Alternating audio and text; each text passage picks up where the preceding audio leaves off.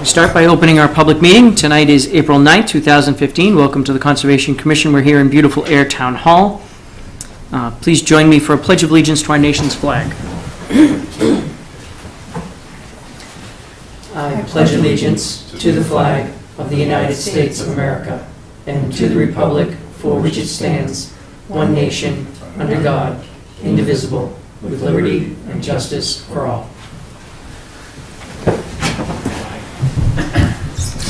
Okay. So I read the agenda. As discussed, we have Steve coming in first. Notice of intent for 5 4th Street.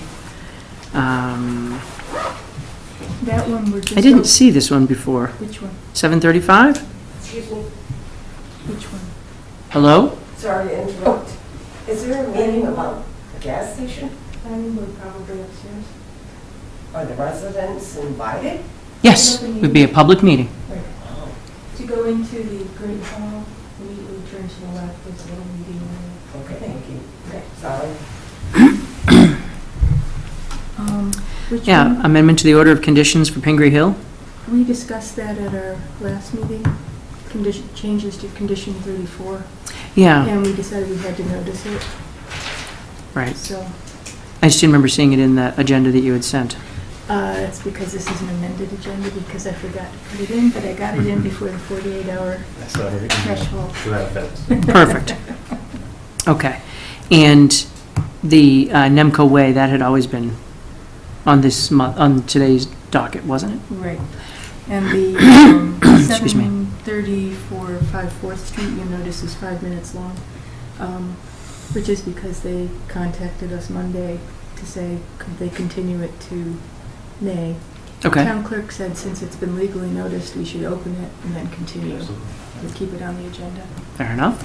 So I just slipped in the one I forgot. All right. And then Stony Brook, this is the one that Mark came in to talk to us. Right, Right. And so our 820 and 825 are both about walks. right. Okay. I guess the only concern I have, did you pass by there, or did you get an email from Mark about snow cover? He said it's all cleared. Excuse me. Okay. Is that before or after this last night? I know, it's buried after last night's. And then 8:30 is Alyssa. Yes, Is it Alyssa or Alyssa. okay?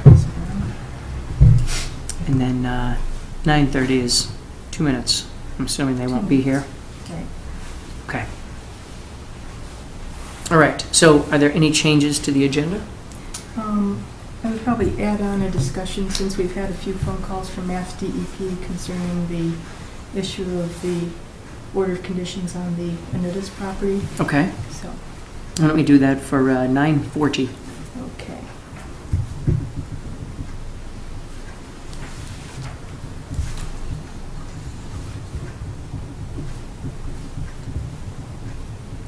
And I would suggest at that time we decide if it's a substantive discussion, we put it on the agenda for the next meeting. Sure. Makes sense. Okay. Any other updates or changes? Not for me. You, sir? No. Then I would accept a motion to approve our April 9th meeting agenda as amended. Second. All in favor, say aye. Aye. Aye, thank you. All right. While we wait for Steve, let's do our meeting minutes. Excuse me.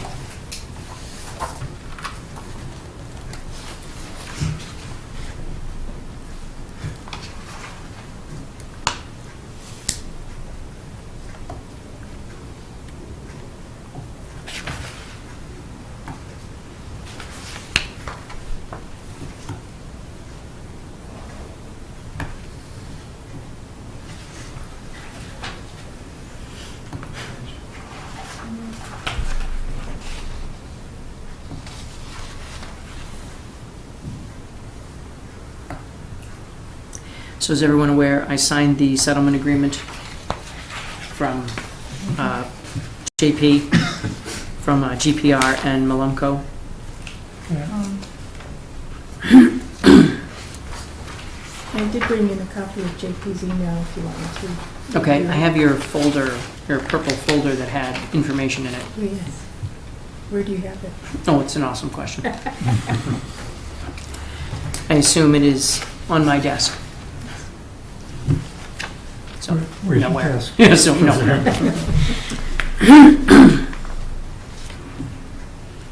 Well, I don't think I need it back. Well, I'm sure there was something important in it. It'll find its way to you, probably Saturday morning.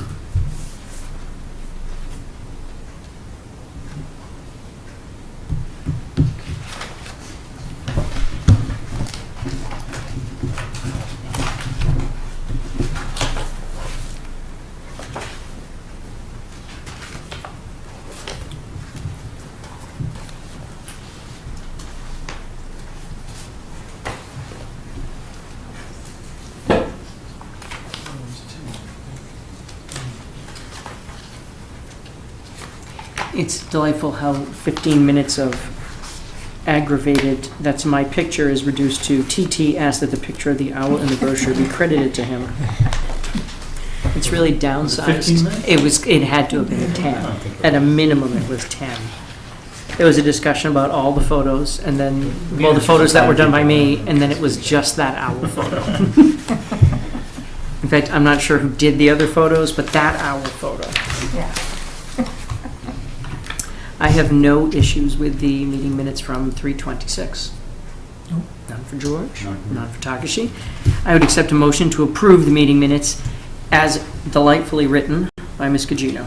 So moved. Second? All in favor, say aye. Aye. Aye, thank you very much. Want to do announcements? I do. We don't have any. Excellent. How about accounts payable? I'd love to do accounts We payable. don't have any. Excellent. So, Always makes me nervous when we get this far ahead. On time for our 7:15, that just feels wrong. I can do some of Well, the other updates sure. that are, Did you hear from Steve about tonight? Did he indicate I anything? sent him an email and he didn't get back to me, but I assumed it was going forward. Are you here for the? Yeah. Yeah, I didn't hear from him I heard anything recently. from him, but, He sent out a message to us about a week or so ago. yeah. Well, a couple of weeks ago, we did some work with him, right? Right, so, Well, I'm sure he'll be along. We'll Yeah. happy to hold his spot. okay, first, got a call yesterday from people doing the Family Dollar at 19 Fitchburg Road. So they want to commence construction and want to have the erosion controls inspected next Tuesday. Okay. Um, Do we have a number on there? Yeah, we do. Is there any way to, are you around tomorrow? Oh, I have to call the guy? The only thing I was going to ask is if they can have it ready for Saturday morning, we can go look at them together as a group. They're doing it Monday and Tuesday. Of course they are. Yeah. Then they're going to have to be inspected Tuesday night. So earliest I could Okay. potentially do it. Yeah, I was going to suggest that somebody other than me do it because you had very particular things you wanted for the 2 ditches. I won't be able to do that on Tuesday. Your laughter doesn't hurt at all.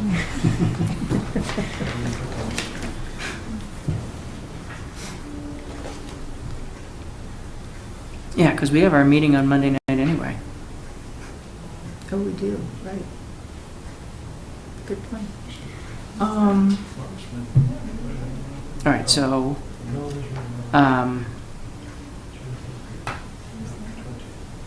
okay.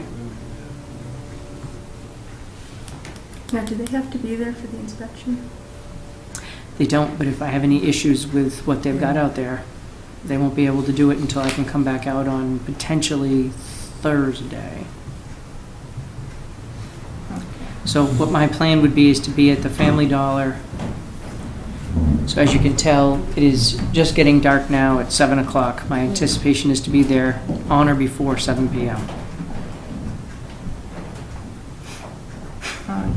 Tuesday. Okay. And let me, that would be the name of the contact person, Circles.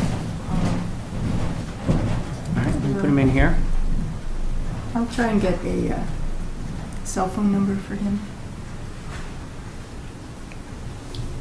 Well, you can even, don't kill yourself, just send him an email that I'll be by there on that night.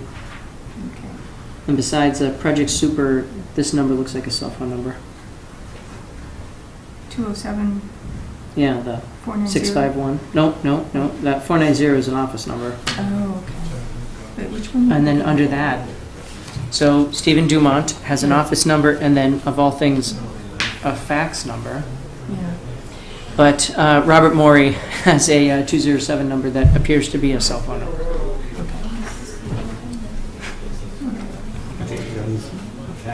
I didn't know they even had them anymore. We'll get one. In a way, that's, it's kind of cute, I guess.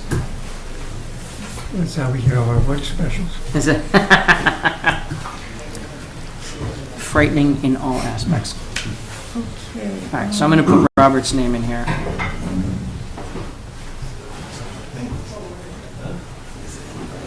So the person who called was Steve. Okay, well, I'll put Steve's in, but it's clearly an office number, so Yeah. maybe he forwards it to his phone. On the Willows, I asked Mary Ann DePinto about who was handling that appeal. Sure. She said she thought Joe Perino was going to be handling it and was waiting for snow to clear before scheduling a site visit sometime in the next month. Okay, well, he should be in good straits. I went by there the other day, and it's fairly clear. Right. We have not gotten any other job applications. Okay, none at all? No, I had an inquiry over the weekend if it was still open, and I immediately responded back, yes. And if you get something in by Thursday's meeting, we'd be Sure. happy to consider it. Nothing. Okay. On the other hand, one of the two that we had as maybes Yeah. called the other day, checking on the status. That was Marcelo Maldonado. Okay. So I was wondering how you thought about trying to maybe schedule her and the other one on Monday, since we have that extra time. Or do you want to not? They're really maybes. I remember she had no experience. Right. That's a tough one. Why don't we do our first two and figure from there? Okay. On Monday night, if we're not, we have two Yeah. tremendous applicants, Then we'll- go from there. Okay. Did we notice that Monday meeting? I'm about to. Okay, How does that look? that's excellent. I'm glad you got the Pledge of Allegiance in. Yeah. I wasn't being facetious. Okay. That's to get out tomorrow. So we're on for Monday night? Yeah, Yes. in this room, I thought we had 7:30 or 8? 7:30. 7:30. Yeah, 7:30 to 8:30, right? Right. But we have the room from 7. Excellent.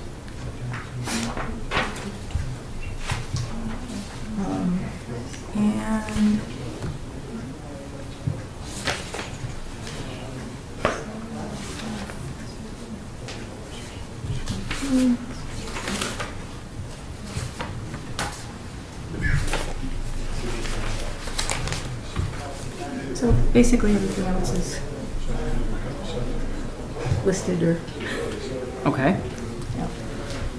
All right. Do you have any, so does that actually fulfill your office updates? Pretty much, except for, the stuff I have on here to check off is stuff that's all listed on the agenda now. So. Sure. We might want to consider, and I'm not good at this, drafting a kind of reply to the other applicants. No, you had mentioned that. Yeah, Um, I'm wussy. hmm? I'm wussy.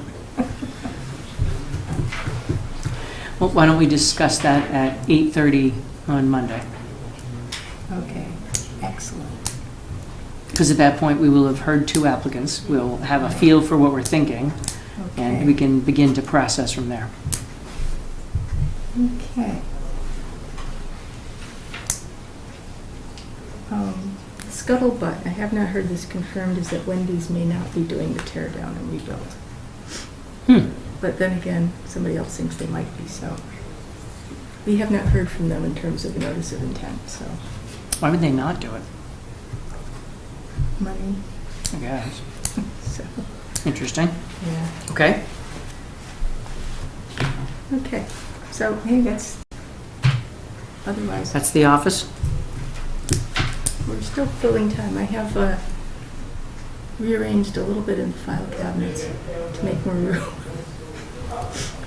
I moved the DPW files into the big wide file, so they're encapsulated, but it makes more room in the rest. So we don't need to order anything new. Or Like a worry scanner. about scanning. Yes, it's Sure, gonna be a sure. nightmare. Scanning is going to be the saving grace, I'm telling you. Right. Isn't there a scanner in the building that they purchased? The copier in the selectman's office. Yeah, that scans. No, I was thinking of, did they? I remember the Well, they- whole discussion, it they was spent a huge amount of money. years Yeah, ago. Yeah, Mythical. 10 years ago. Yeah, the scanner was the latest and greatest thing in I don't think that ever worked. right? Because they put the scanner next to the fax machine at the time, right? Which in 2004, quite frankly, was outdated as well.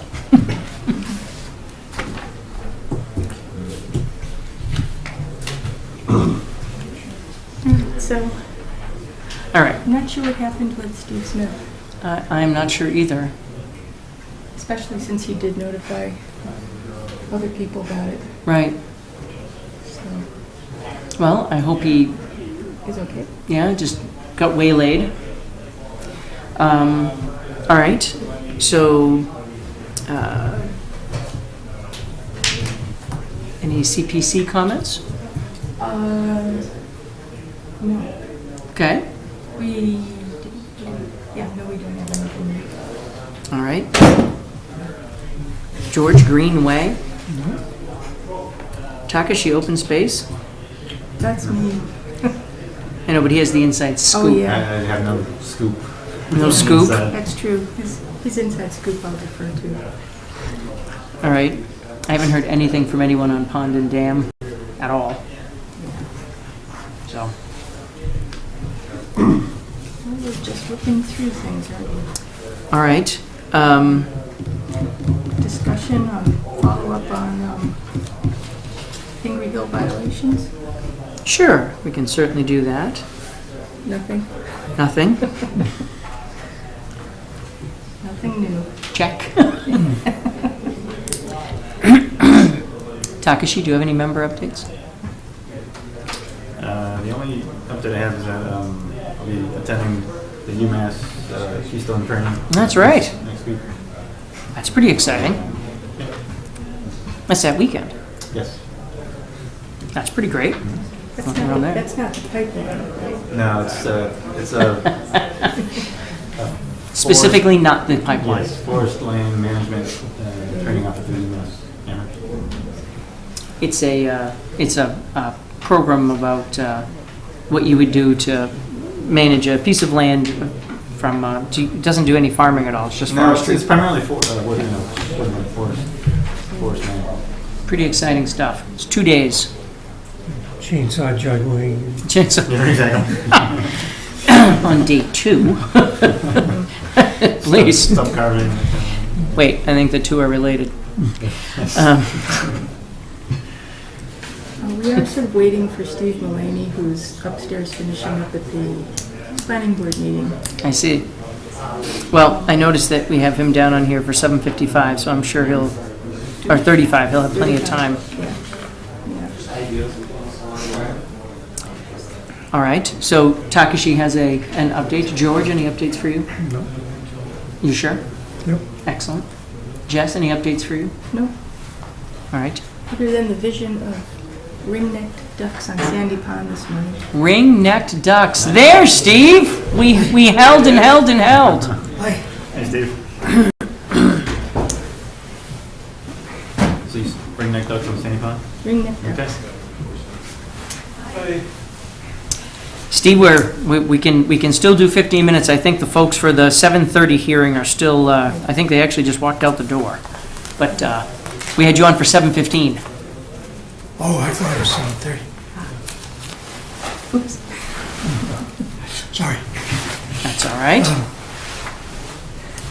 Do you have, Jess, do you have the book? Baseline book? We don't necessarily need it, but we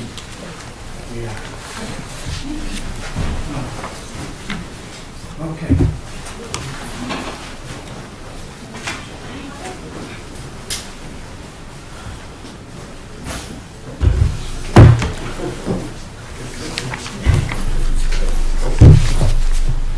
Now, and Sandy, is anybody else coming from Armory?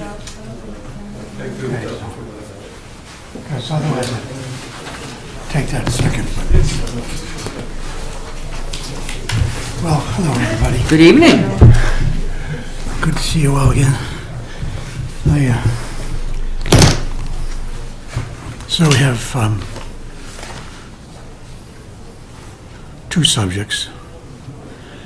First is the CR report and discussion. Actually, we can't. We have to leave one open. Thank you to Mike for shutting one, but we had this discussion one night. It's against the law for us to shut both doors. As a public meeting, it precludes people from distracting us. Sorry about that. No. It's in your God-given right to come into town hall and bother other people. Please continue, Steve. So one subject is the conservation restriction and my report to you as your monitor. And the second is the Pine Meadow Trail brochure and map, which you've agreed to pay for, and I got them here to share. Excellent. Is there a credit on the owl photo? Did you get that in the... It is. We got it in there. And I just, there was really no sense talking about anything else. They forced me to accept credit. We dragged him kicking and screaming Well, I think to the it was- altar of that was mine. yeah, it's in there. But we'll do that second, okay? First, we'll do the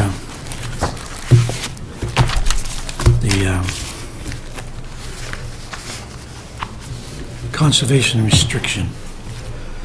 And did you put this? I've got extra copies. You've all got them? Yes, all Okay, set. so Thank you, though. I'll share them with the audience. You like one?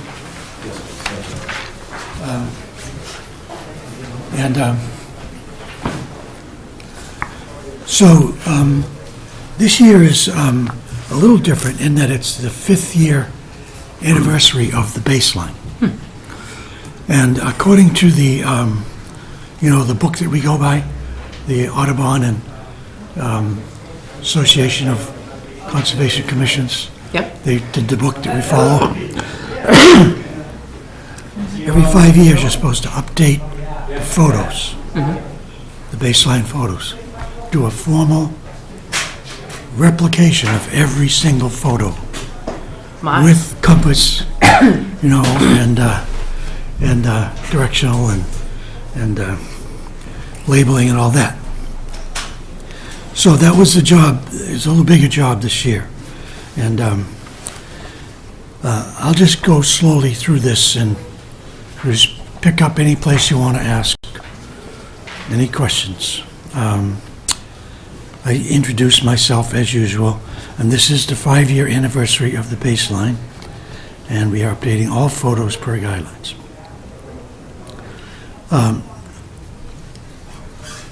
The photos, Jess and I have already conspired to put the photos in the book.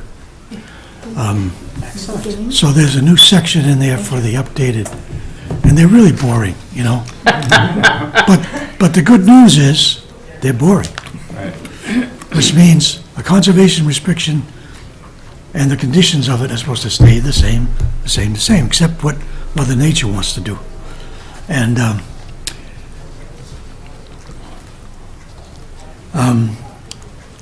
so they're in there. Now, I wanted to point out, make this kind of a retrospective look at the whole history of this CR2, because it's 10 years old now. The CR is 10 years old. On March 31st, 2005, the day before we sold the land, the Smith family sold the land, we created that conservation restriction. And then the day after that, the land was sold, subject to the conservation restriction. But for the first 5 years, we didn't have any formal activity like we do now, but we did do quite a bit of work.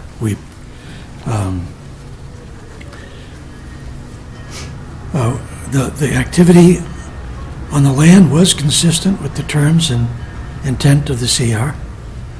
These activities included trail building, habitat study, bird and animal inventories, with Takashi and Beth under a tarp counting birds, taking pictures. I guess you got the owl photo then, sometime along those. And we got some pictures too that we took from time to time on trips, and my brother had done quite a bit of work on wildlife inventorying in the area too. So all of that's in that book. But those activities were done in the first 5 years. And we did an introduction of the new conservation land. Excuse me. To the citizens of Ayer. So that was the first 5 years.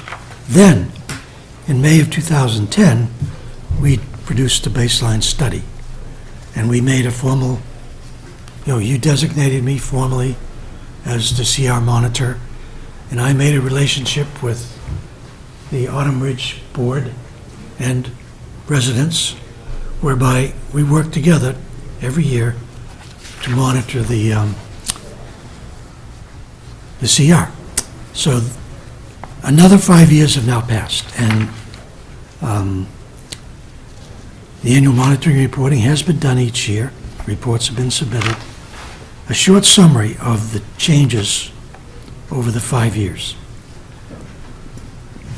The Deer Run Trail and Deer Run Connector were built. They were the only additions to the trail system during the 5 years.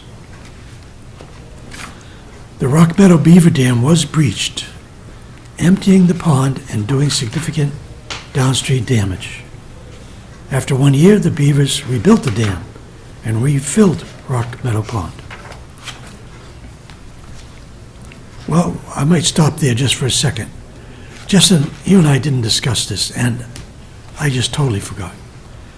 But I don't actually know if the beaver deceiver that you guys authorized last year was installed. We didn't see any equipment when we took pictures of the dam this year.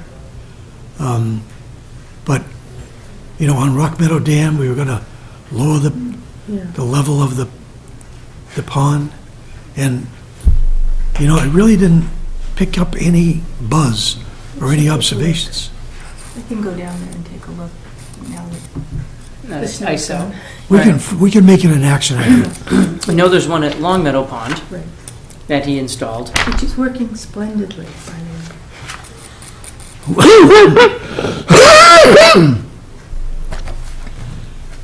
Excuse me.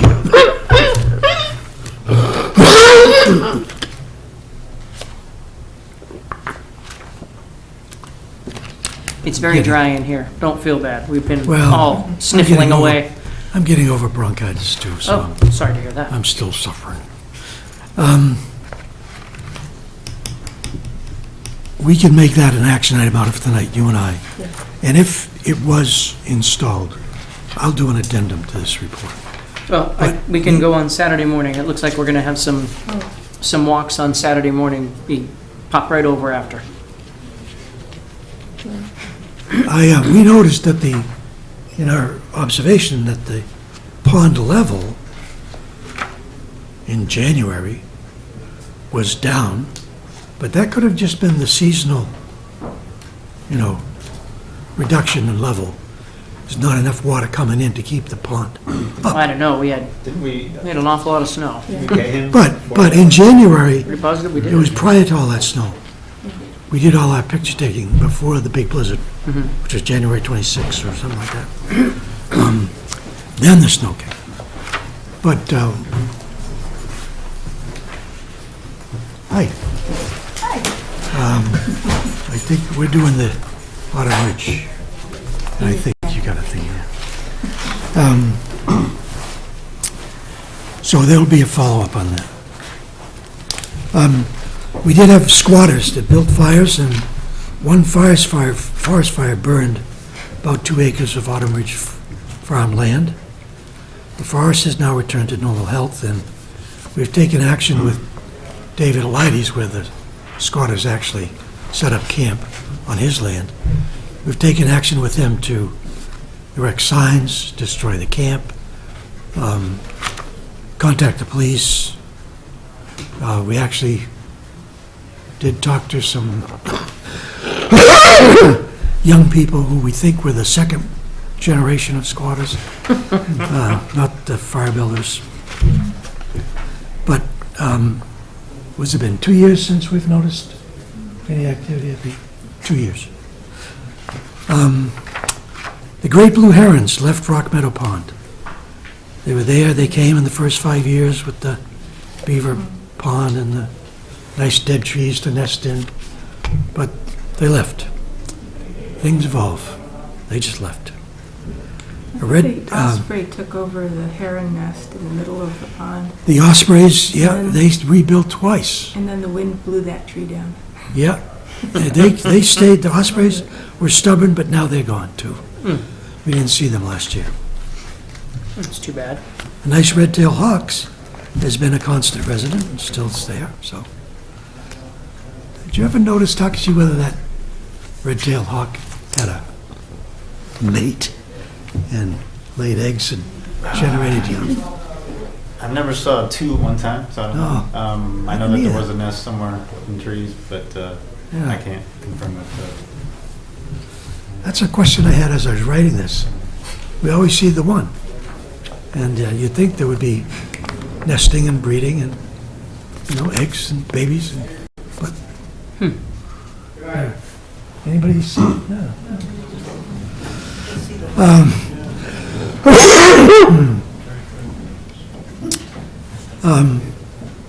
Beavers have been active in the Rock Meadow. Letter E.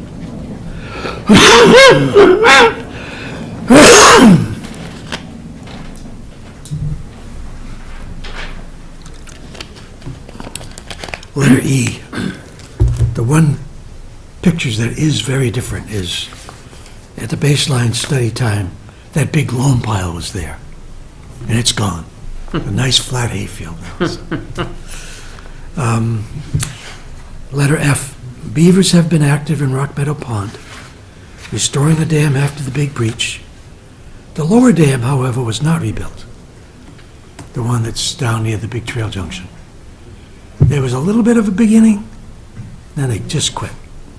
And there is some water retention in that pond basin, but the beavers are not active. So, We noticed the same thing. Every time we came through there, the dam looks old and untouched. yeah. Strange. Yeah.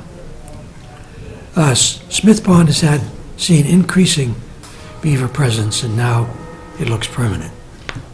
And the pond has really been increased in level such that it's doing quite a bit of damage to surrounding trees. It's quite sad. We might, last year we talked about doing a beaver deceiver thing there, and you gave us instructions how to get it done. Even if we were going to do it and pay for it ourselves, how we'd go about getting the permit. Right. We just never executed. Well, we have had to take down quite a few dead trees. We did it while the ice was frozen. And sad to see those nice red maples that generate such great colors just go dead. So I think we'll probably do something in the next year. And letter G, Autumn Ridge Farm itself was completed. All the buildings were built. Have you signed off on the final order of conditions? Is that, I don't think we've been asked. We haven't been asked back. no? Because, During the, if I remember correctly, the last interaction we had, and it was probably 2 owners back, was an enforcement order which was predicated on things that hadn't been done or had been done in the road work, and then we were waiting on final paving. And that was my That's last good. recollection. I've passed through many That's been times done. to just That's look all. around. Everything looks good. We don't see any silt or any of the buildup that had happened before. The grass has all been taken. So at this point, it would just be a case of being notified that the present construction company was ready to do their certificate. want to carry that back to the board, Sandy?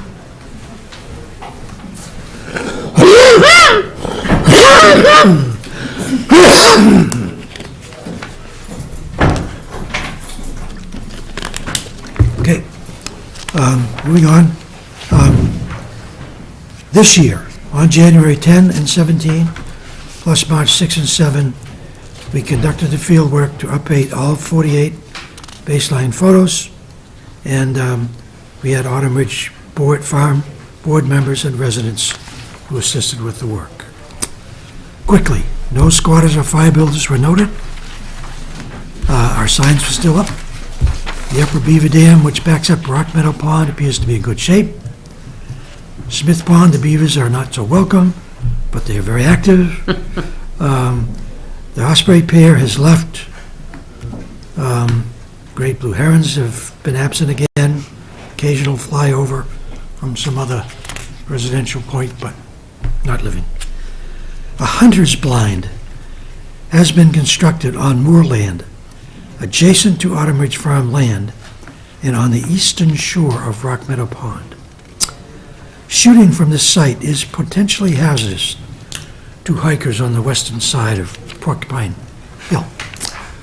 So, it's, as far as we can see, it's all strictly legal, it's all on moor land, and they are a hunting family, so, and it's, you know, it's a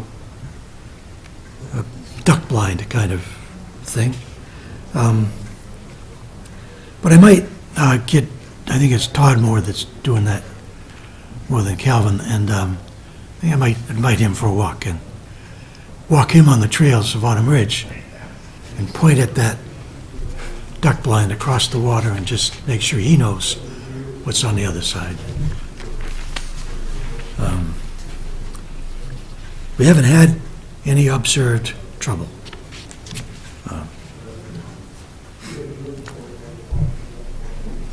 The Board of Trustees at Autumn Ridge Farm has had some turnover. The chair is now Peg Pfeiffer. And Sandy Jones, who's here tonight, is a board member. And the people that helped us were Peg Pfeiffer, Bill Clements, Sandy Jones, Keith Frederick, and Martin Cohen. And Martin's dog. Great dog. Apollo. A big winter kind of dog with big snowshoe feet.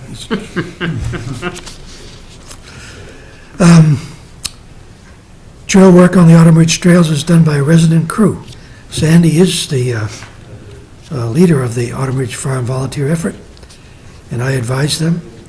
And we do spring cleanup in April and do blowdowns and maintain the trails in the fall as needed. Haying, again, was done by David Elides, and where David can't actually get his harvesting equipment into the smaller spaces, my brother takes his small Kubota and cuts. Um,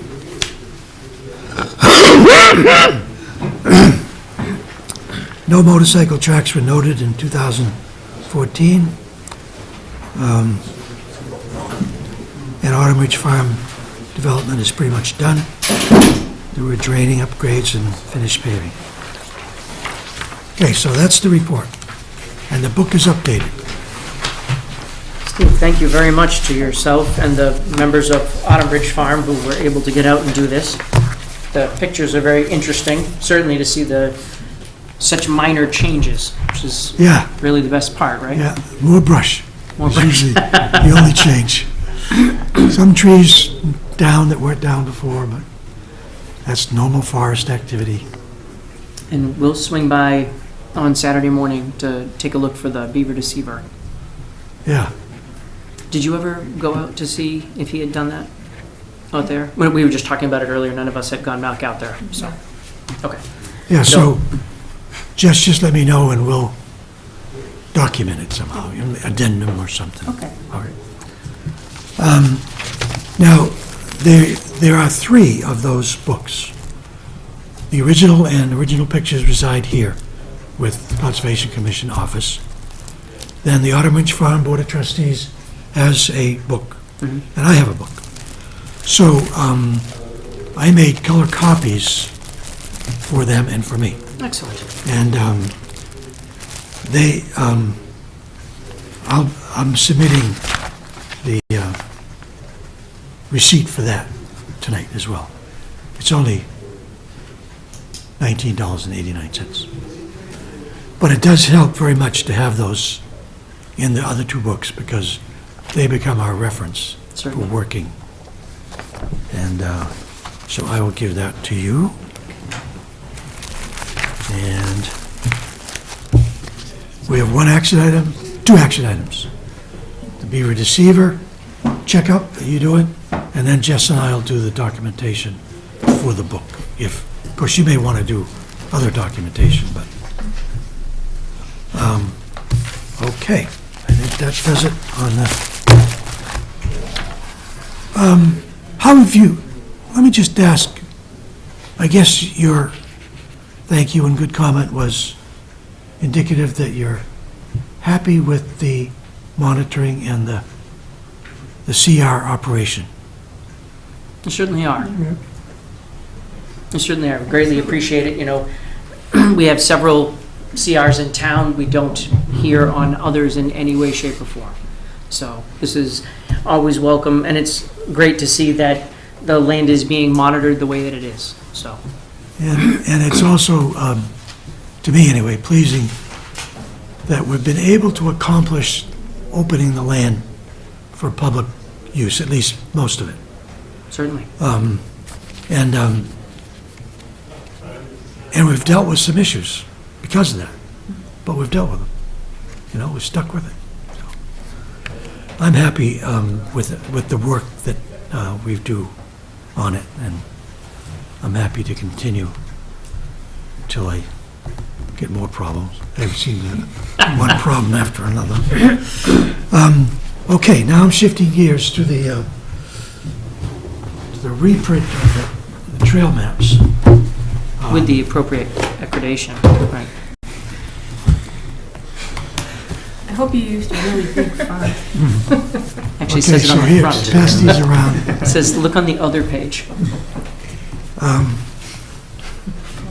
Jess and I found about 60 additional of the first print, so I've got those 2. And so Takashi's now the credit. It's interesting, the person who did the map has a smaller credit than Takashi's. It's interesting. Nothing to do with the font size. Yeah. So we're running a touch bit behind because of our Okay. late start. I just want to make sure Yeah. The only thing I have to say about these, they're done. they look great. And I've got my, where is it?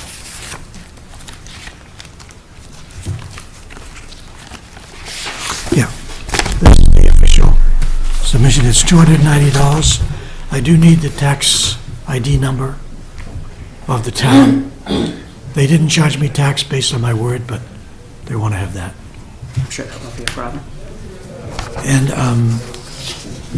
just one mention that we stock 4 places: the Groton Harvard Road trailhead, the Oak Ridge Drive trailhead, the literature rack out here, and the library.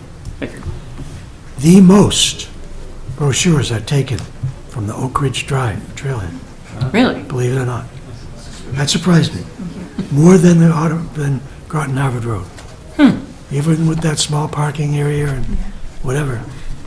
I know. Interesting. How do you notice a lot more usage of that trail? Yeah, that trail is well used, and I see cars there, and I see cars at Groton Harvard Road too. Maybe because I put the brochure rack on the back of the kiosk at Groton Harvard Road, it's not as visible. With all the snow that we had, they weren't plowing the pull-off parking area on Groton Harvard Road. Right. But because of the pump station, they were. Actually, it's not the pump Or station. whatever the. It's David Wheatley, Oh, is that? who's a private citizen, and he and his wife walk Oak Ridge. They go there, and he's a snowplow guy, landscaper. He pushes the snow. Okay, so for that reason, Yeah. that area does have at least, room for 1 car. But even in the summer, the brochures would go. That's it. Steve, thank you very, very much. You're welcome. Are you keeping the supply, or, I am, okay. although If you could give me a few for the office, Yeah. that'd be great. you didn't use too many, so you don't get too many. Those are the old ones that we're using up. You'll have to handwrite your photo credit. Write it larger. Okay.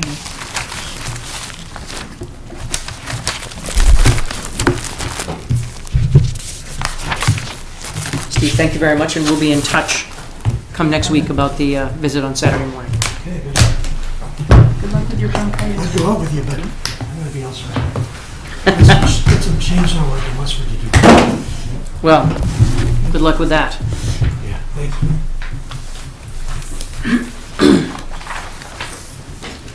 Okay. So let's open our 7:30 public hearing for the purpose of continuing that public hearing? Yeah, For we're the sole purpose of continuing that public hearing? to May 14th. Excellent. So I would accept a motion to open public hearing for 100-0384 for the sole purpose of continuing that public hearing till May 14th. Second. All in favor, say aye. Aye. Thank you. 7:35, we have a public hearing, notice public hearing for 100-0257, amendment to the order of conditions for Pingree Hill Crabtree.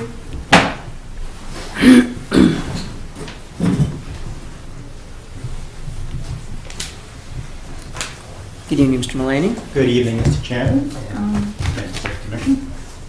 And we sent you and Rick a copy of that the cost of the ad was $85.92. And I have a check in the amount of $85.92. How about that?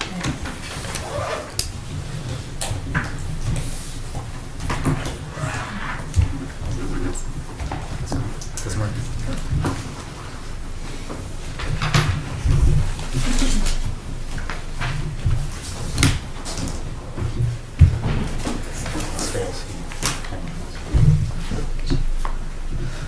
Here, so everybody can see it.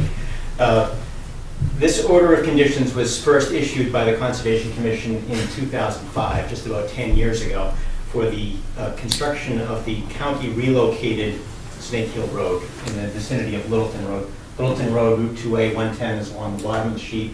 This is the newly constructed Snake Hill Road, and shaded in yellow is the location of the former Snake Hill Road. Since that time, as discussed previously with the Commission, several houses have been built along the new location of the county road, and the old road straddles the backyards of several of these houses.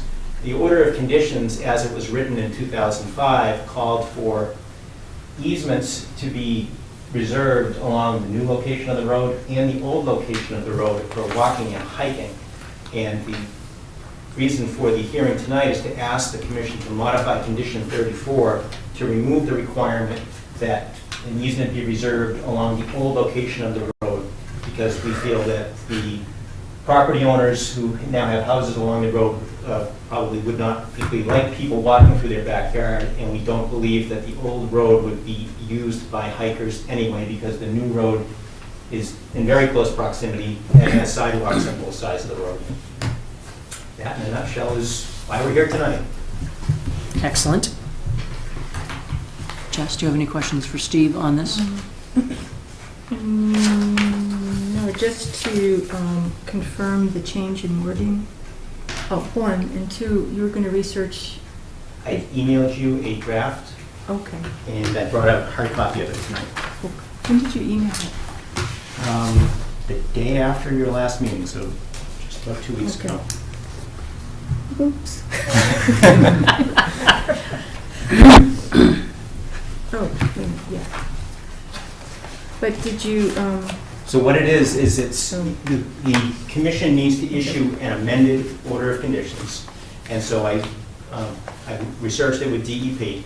Yeah. That's the form, it's your standard order of conditions form. You simply add the word amended to it, and you check the box that says amended on the cover sheet where it asks you what type it is. Sure. That it's amended. And when it came down to the conditions section, rather than restate all of the extra conditions the commission had done previously, I made reference to the original order of conditions and the recording information on it, so those are incorporated by reference. Very much. And then it does restate this condition 34 in its entirety for clarity when we get to that page.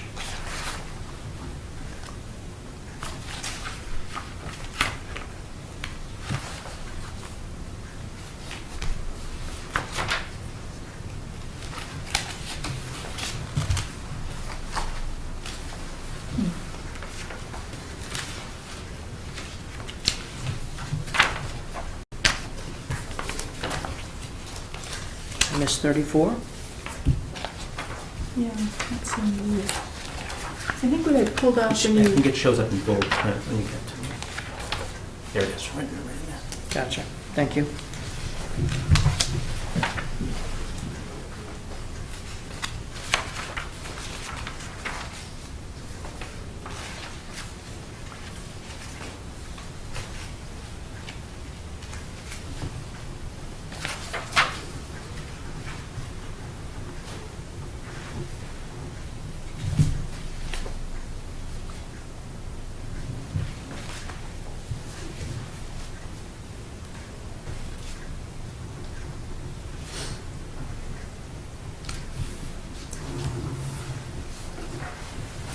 So just to go back, thank you.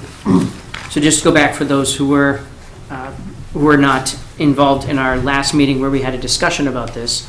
So the original language for that, I don't think that was, that wasn't provided by us.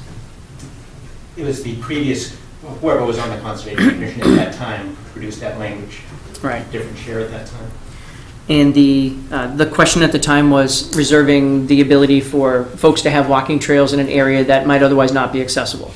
And so the new area, the new roadway is slightly shifted from that area. And obviously the landowners would be aggrieved if that access was permitted through their backyards. And what we're discussing really is there's no discernible difference between walking through that short wooded area or walking along the sidewalk of the road between the two areas. And to add to that, Littleton Road itself does not have sidewalks, so it would be somewhat difficult for people to even get to the old road. It would be inopportune. Did you have anything else on this, Jess? no, George? Takashi? No, I just forget my name. Oh, I didn't want to say Miss Curtis. That was an issue. I do have one. Procedurally, do I copy this and then send it to you certified after our signatures? Yes, Okay. yes, it has to be recorded the same way any order would. Okay. Mr. Anuda? Mr. Chairman, Steve, I guess we've been looking at it from Walker's point of view and a little bit from the homeowner's point of view. are any of those deeds, is there any indication that there is an existing deed, or there was a deed on the property for this? When there are several lots that have been conveyed. One lot is still owned by the developer, Crabtree Development, it's lot X right in through here. These other lots have all been conveyed.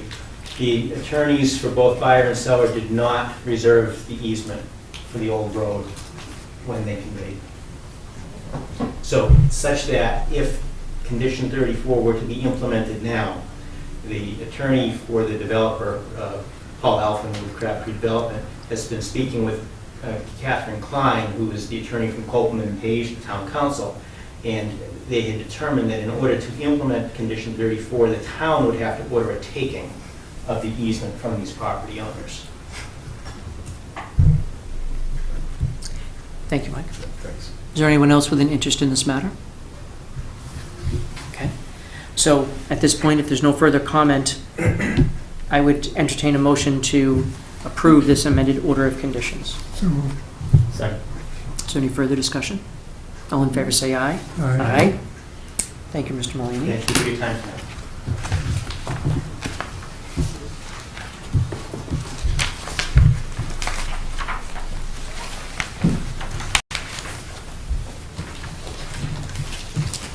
Looking for a signature page, Jess.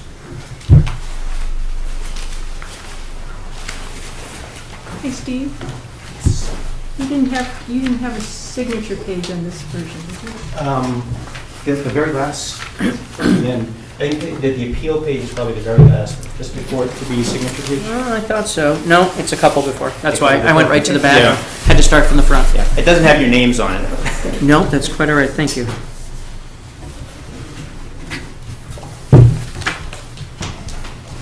I couldn't have done that if I wanted to.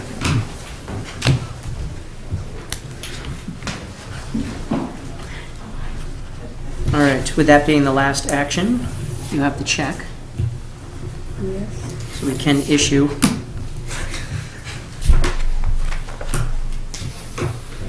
Mechanical. Don't say that. Let's open our 7:55 public hearing. We have a notice of intent for Catania Spagna, 100-0383. That's a good spot. That's actually, you know what, usually right over there is a little bit better for the audience, thank you. Yes. Don't go too fast, because somebody here has to put this away and take notes. Have mercy. Well said.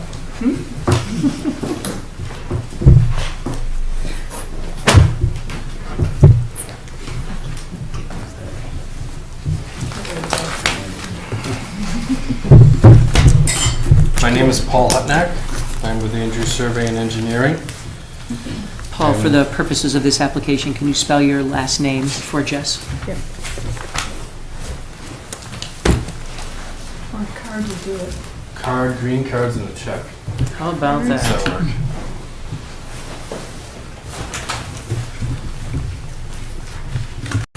So my name is Paul Hutnack. I'm with Andrews Survey and Engineering. I'm here tonight with Joe Basile and Dan Brackett from Catania Spagna, Richard DeCoste, who's the architect, and Arthur Allen, who is the wetland scientist for the project as well. What was this third name, Dan Brackett. Beckett? Okay.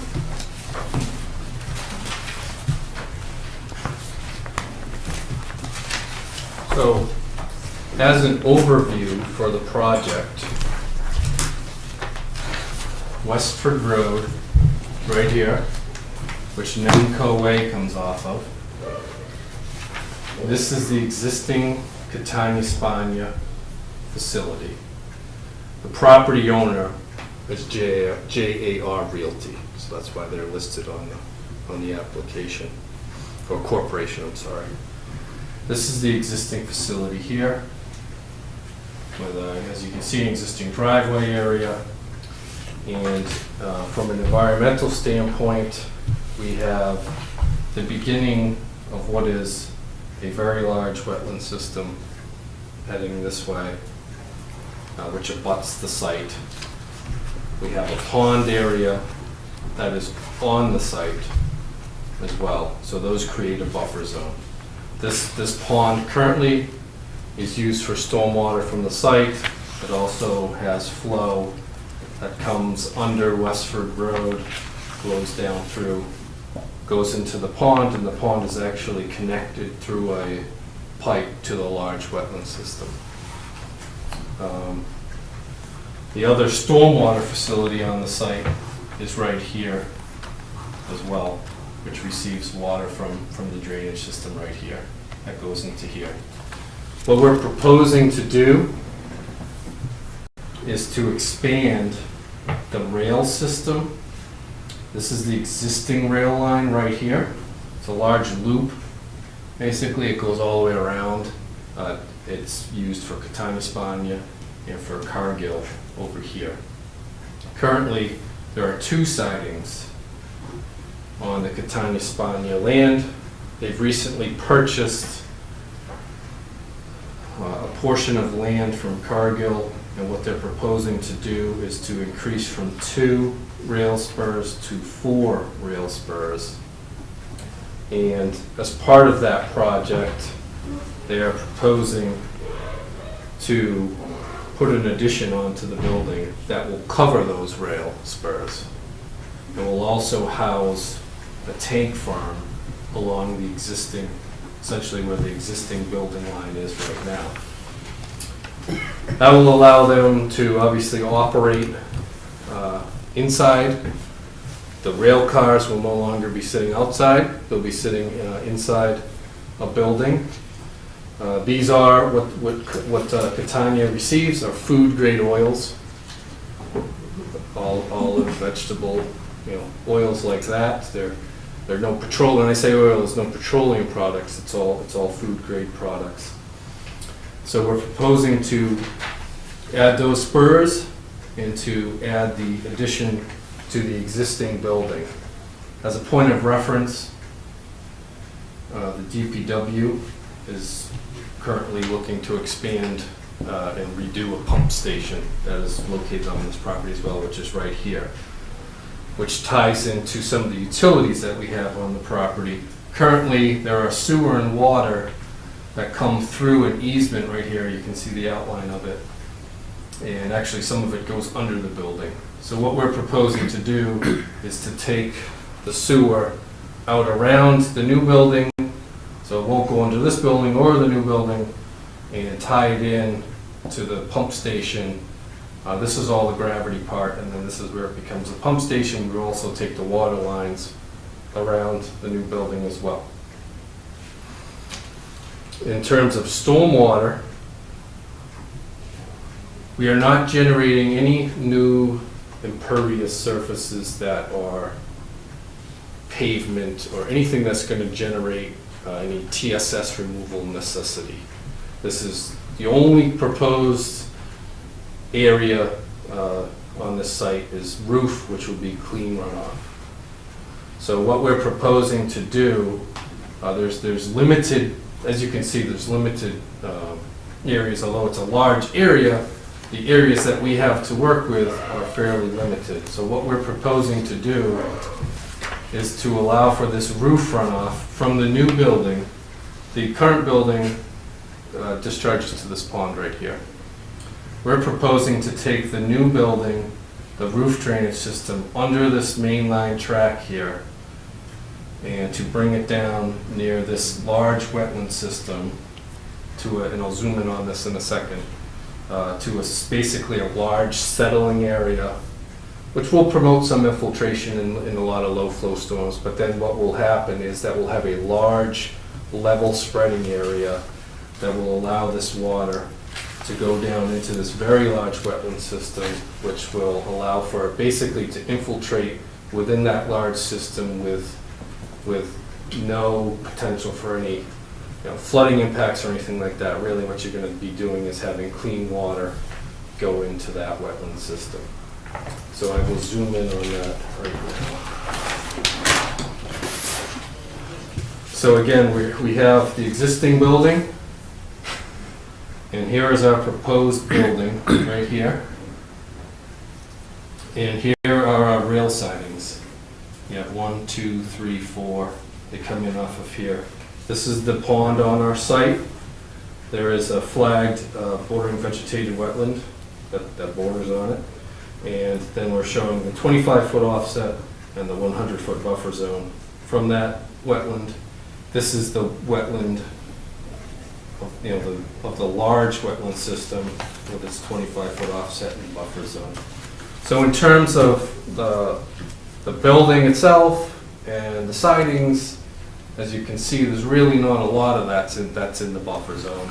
Even in terms of utilities, there's really not a lot. They come in, they go around here, which is out of the buffer zone. They do get into the buffer zone here as they get towards this pond and the pump station, which is where we need to bring them to. In terms of the roof drain, what I've done is I've worked with the railroad to basically go under this main line with the minimum amount of cover that I can have. They have standards, and I'm basically pushing right up against those. What we'll need to do is basically put a steel, about, I think it's about an inch thick casing pipe under the main line, and our drain pipe would go under that. So what happens is that you have a flat grassed area where the line is now, the railroad track, and you get into a wood line right here, as you can see, about 50 feet away from the wetland, basically. And it stays flat into that wood line for quite a ways. And then when you get near this large wetland system, it drops down to the system. And basically, at the toe of the slope is where the wetland is. So what we're proposing to do is a portion of the way up that slope, we will essentially cut into that slope back, and that will allow us to create a level spreading area in here. And what we're proposing to do, and I'll zoom in on that, where the pipe comes out, it will actually dip down some where the riprap is in the settling area, and then it will come back up. And we're going to run a row right where we're cutting into that slope will be bordered with essentially a concrete cutoff wall. So you run that right along that area, and that will allow for very exact level spreading. So if you just do riprap, yes, that's fairly level, but it's not as level as if you do this. And we took, in my opinion, extra precaution and extra features to try to make sure that this functions the best that it can, really. So that's what we're looking at and proposing to do. Again, we're having that come into this area, and then you can see right here on the plan anyways, it's pretty far away from you, but that's where the level spreader would occur. We're cutting as minimal a swath as we can into that tree line, and once the work is done, I don't know that we would want trees to grow on it, but we really can let it naturalize, with the exception of letting trees really start to establish, and you don't want a root system to go down into where the pipe is, but you could let that naturalize quite nicely. And in terms of canopy, we're really only needing to take trees down in here, so I would assume that the canopy even would fill itself back in if it's not already staying filled in with the minimal amount of trees that we'll need to cut for that path. And that is what we're proposing to do. Jess? I'm good. I have the large plans here. Can you see them? Thank you. George? No. Takashi? One question, you indicate that the site is within rare species habitat, Yes. so you have applied to... Yep, and with the green card to them is in that package. I haven't heard from them, but I did Did send you it apply to for the them. streamlined review? Yes, Okay, yep. so the 30-day? Yep. Okay. Paul, I could add a bit to that. Yep, Mark sure. Allen from Ecotech Highway. Just to let you know, I had a pre-filing consultation with Dave Paulson from Natural Heritage back in December when I first looked at the site. And we discussed that. I believe you said it was wood turtle out there, and I know it's one of the turtles in that habitat area. Discussed the project with him. I ran a preliminary plan by him, and he thought that a streamlined notice of intent would be adequate, and then we receive a conditional no take. They'll probably have some time of year restrictions and exclusion fence to be maintained at the limit of work. Is basically just this toad and silt fence. So I do anticipate getting that response from them, but again, we don't have it tonight, so we can't provide that to the commission at this point. Did you discuss the method of construction for if you're going to do, is it pipe jacking? What is the method that you're going to use to go into the railroad tracks? We'll be able to trench because we're going to be, there's actually repairs that are going to be done to this line. as So it'll we're be doing it. broken when you're Yes. doing your work? And we'll basically be able to trench and put that casing pipe in and backfill, which is a much better process than. Certainly much less invasive. Yeah. Yep. That's fantastic. And as Okay. Art said, basically, we would probably have to set up some sort of fencing so that turtles would not, wander into the area that we're working. I think maybe some sweeps, pre-sweeps or something. Yeah, it depends on the time of year of the construction.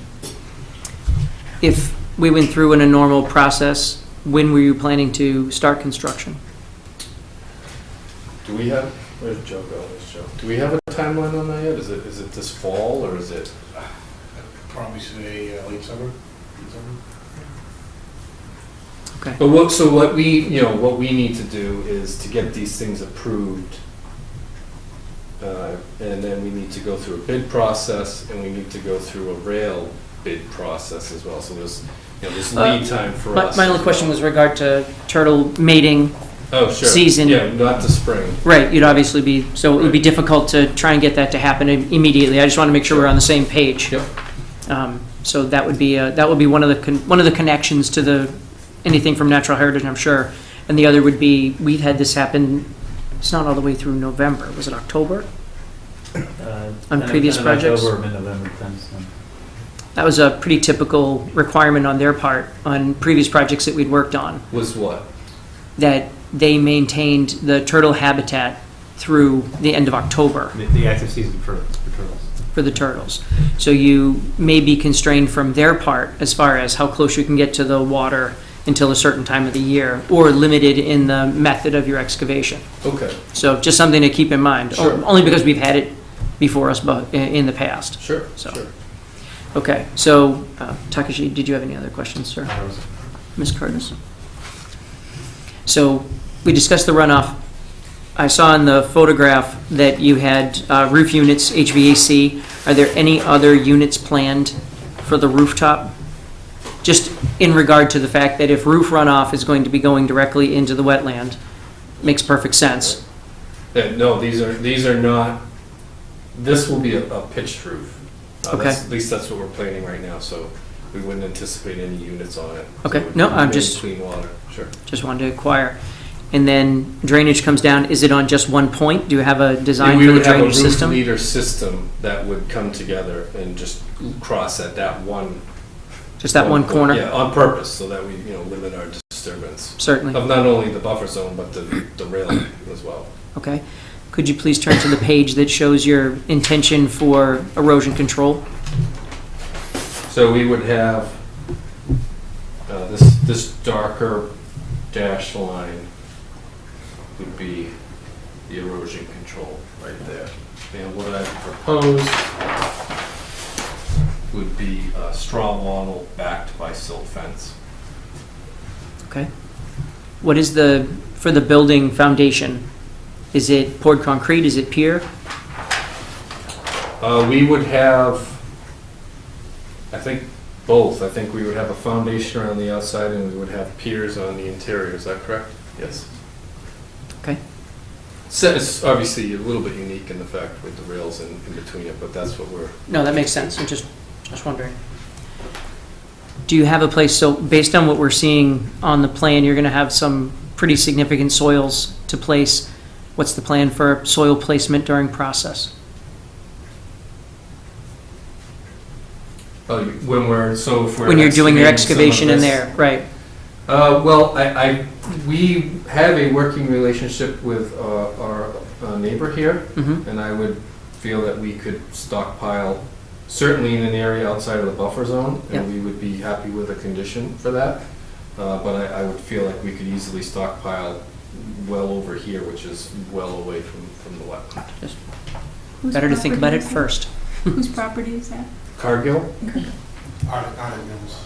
Ardent Mills? Cargill's the owner of Yeah, That's okay. Ardent Mills. Ardent Mills. Rising Mills. Thank you. If no one has anything else. So, thank you very much, Paul. Our typical process is we hear your application, get a feel for what your project is, and then we schedule a site walk. As luck would have it, the snow today wasn't that bad, and so we could do a walk on this Saturday if the members of the commission are available. We had been putting off a couple of other walks due to the snow. Can you make a walk Saturday? Can you, sir? Not for you? You can? Okay.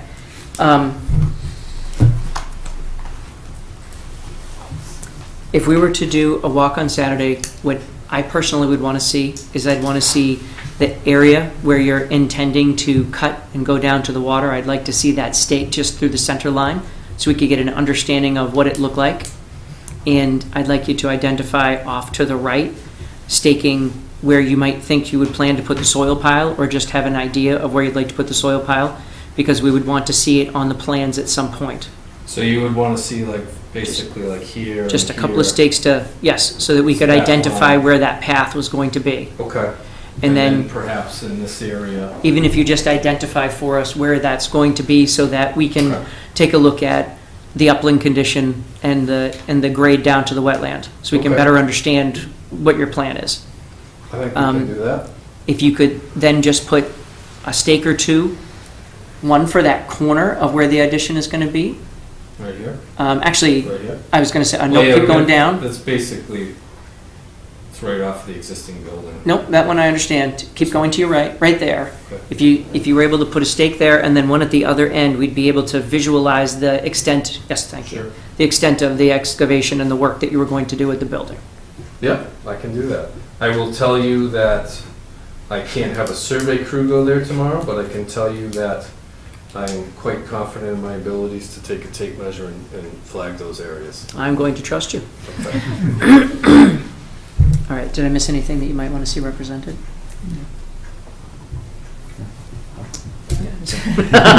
Photographically? Yes. If Jess takes the pictures, we'll make sure we give her credit. Interestingly, one of the other walks that we need to do is for the town, for that area, so we could incorporate the two. Sure. Now, the usual discussion about time. Could you do we want to do 9 o'clock? Sure. 9 a.m.? Sure. You make Paul, 9 a.m., Paul? Yeah. Wonderful. So, unless you have anything further to add, we'd like to meet at 9 o'clock on this Saturday, the 11th, to review the field conditions, see the stakes, and be able to determine any issues that we might crop up and might need further information about. Sure. That sounds good. Thank you. Is there any input from the audience? No? Thank you very much. I would entertain a motion to continue the public hearing for 100-0383 to our next public hearing, which is April 23rd. Second. Any further discussion? All in favor say aye. Aye. We'll see you at 9 a.m. on Saturday morning. All right, great. Thanks very much. Thank you very much.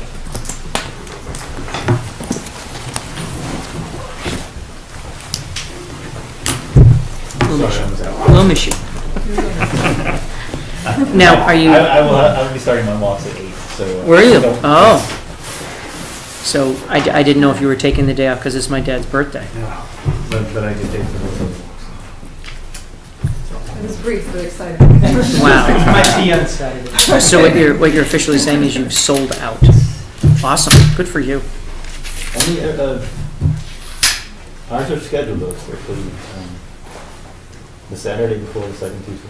Yeah? And fourth, Tuesday, whatever. All right. Well, so let's do this one. So we're 0900 on Saturday morning.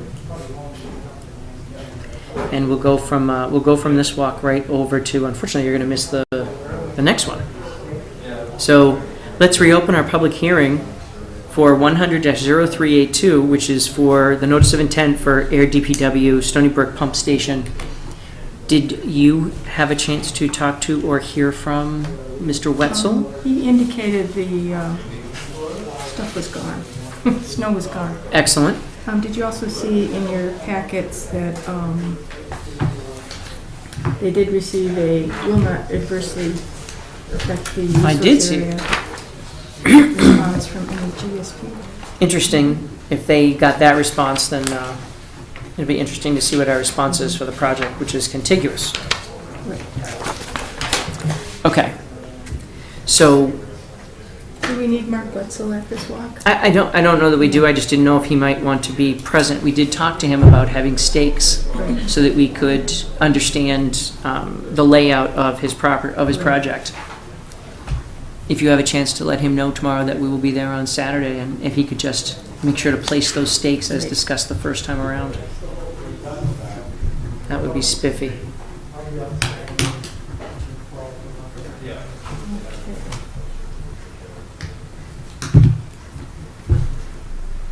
All right, so I've reopened that public hearing for the DPW, so let's schedule our walk to go immediately following our 0900 walk at the property right beside. Anyone have any issue with that? No. Okay, so I'm just going to call it 0910 411 meeting. That'll never happen. You don't know. Sounds good. You don't know. And I will accept a motion to continue that public hearing to April 23rd as well. Second. Oh. I wrote that down. I wrote down. You knew I was going to do it? Did you? No, I wrote down Takashi. I leaped ahead. See what you've done? All in favor say aye. Aye. Aye. Excellent. All right, we had an 8:25 public hearing scheduled for our notice of intent for 141 Snake Hill Road. Why don't we, in the interest of being intelligent, why don't we schedule that for 10 a.m.? And if we go quickly at NEMCO, we'll bop over to take a look at the Beaver Deceiver. It's not quite a bop down. It's a bop. So we'll bop over to the Beaver Deceiver. You can bop down. I will Before going to hobble Snake slowly after. Before going to Snake Hill? Yes. If we were that early, we would swing over. If not, Yeah. then we'll go for coffee and then show up at 141 Snake Hill Like Road. fun walk. Doesn't it make I'm more sad I don't sense? wanna miss it. Isn't that a new Brisk coffee walk. place down in the old in the old? I haven't been there yet. Where's the coffee, please? Yeah, right on In the old Street. Riley. In the old Riley. I've heard good things about it. I don't even know where that is. So Right on Main Street in Washington. you know where the new Yeah. restaurant is that replaced the restaurant I really liked? I don't know which restaurant you Where really like. Lucia's? Right across from Yeah. Lucia's. Yep. Yeah. I liked 31 Main Street, and now it's gone, so I can't eat there anymore. Union Coffee. But right It's across the good food. street. Thank you. It was pretty good food. No, I actually said the opposite, but that's okay. There you are. Right, it was pretty good food. So if we're going down to the Beaver Deceiver, I think that the dog has to accompany us. I can't understand why the dog wouldn't. So I believe through all that, we reopened our public hearing for 100-0381. So if you could please let the applicant know that we would be there at 10 a.m.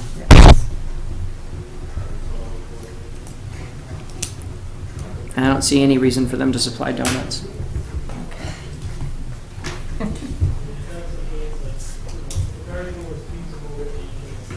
Okay. So, based on our walk for 10 a.m., I would entertain a motion to continue this public hearing to April 23rd. Second. Any further discussion? All in favor say aye. Aye. Did you run the risk and write lead that time? No, I didn't. I Just I- waited? She don't look at her eyes, so I waited. No, but point out we're exactly on schedule. How about that? So, with no further ado, let me pass this back to you. And Alyssa, would you like to come up and speak? We're guessing that's you. You're right. Yeah, it was a little early. I thought I'd come and listen. So it was Interesting. Good evening. Thank you. Good evening to you. So, if I could can steal yours, only because I never made it to the house. And I know you memorized it, so you had no issue. I've got one. Do you? Excellent. Thank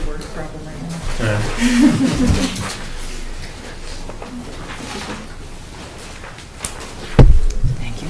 We've got a file on you. Thanks for, mixing up the schedule a little bit and. No, we were happy to. I'm sorry we didn't, it's tough with other commitments to find a way. Yeah.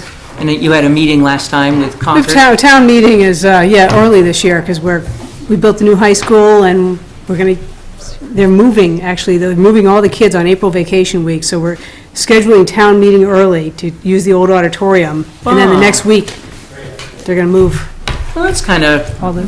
nice. Yeah, Huh. it's very cool. Is it next week? So town meeting starts on Sunday. No, more importantly, school vacation. When does that, that's not the 13th, that's the 20th, right? Yeah, the week after. Yeah. Yeah.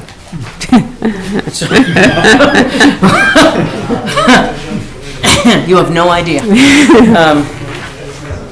That was a lot of calories. That went by real fast. Yeah. So, tell us a little bit about it yourself. Extensive work, obviously. Yeah, so I've been kicking around the environmental business for quite a while. Starting everything from doing science policy to, I moved to Boston, way back when, went into consulting and doing environmental impact statements. At that time, the MWRA was very active, did a lot of water work for them.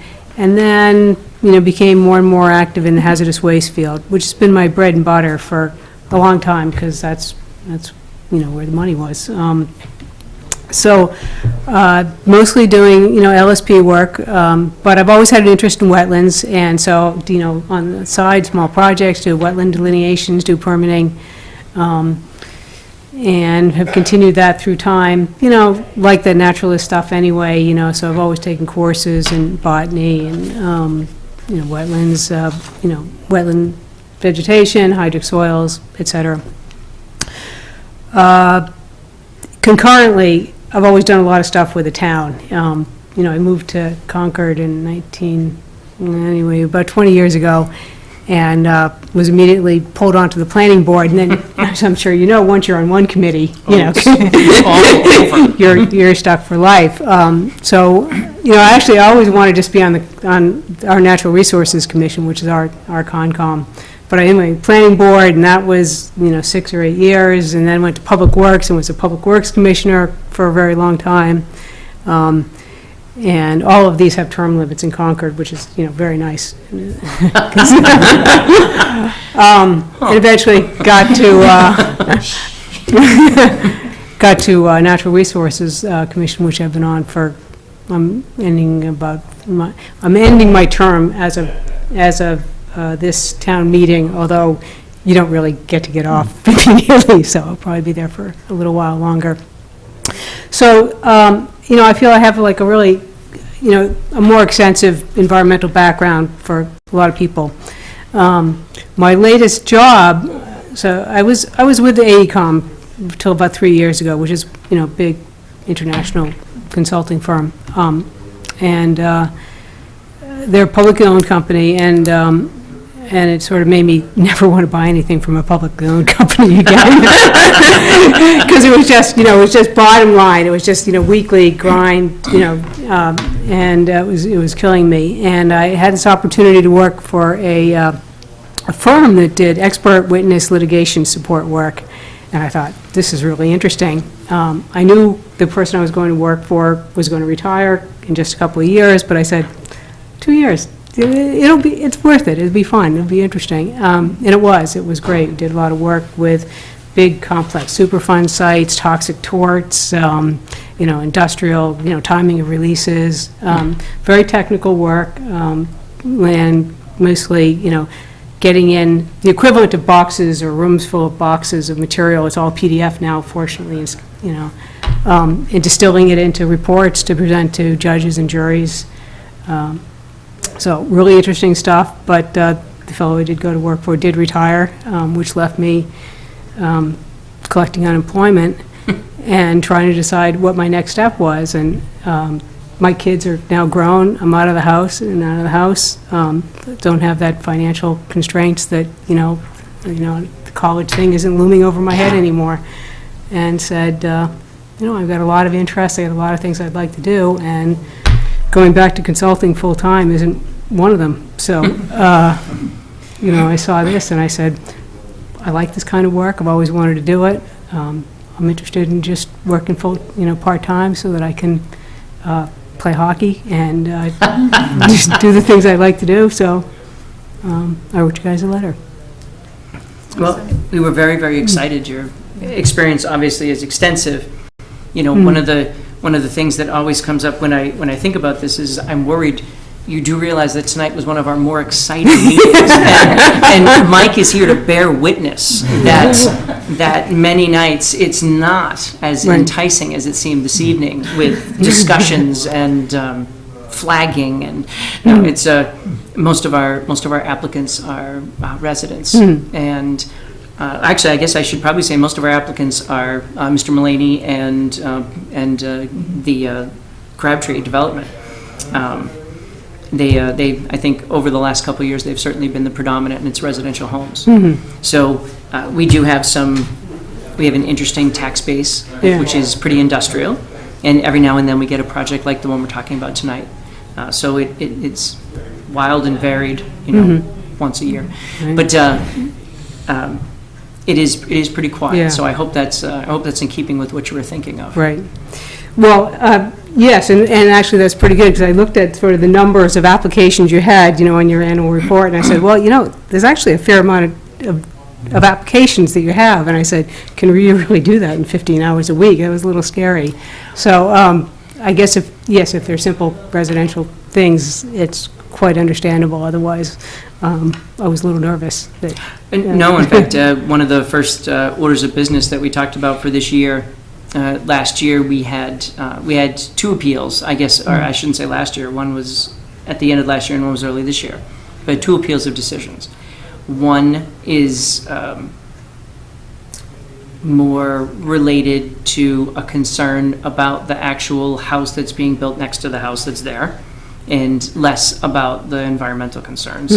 And the other was a neighborhood group that was aptly concerned about the neighborhood concerns, or the wetland concerns, and it was reviewed by Mary Ann DePinto at DEP, and she found that there really wasn't anything different that could be done. But it did bring up one of our concerns, which was to address larger projects through consulting. We have a consultant bylaw here in town, and it's probably the right thing for us to do. Right. That ostensibly would make your job easier.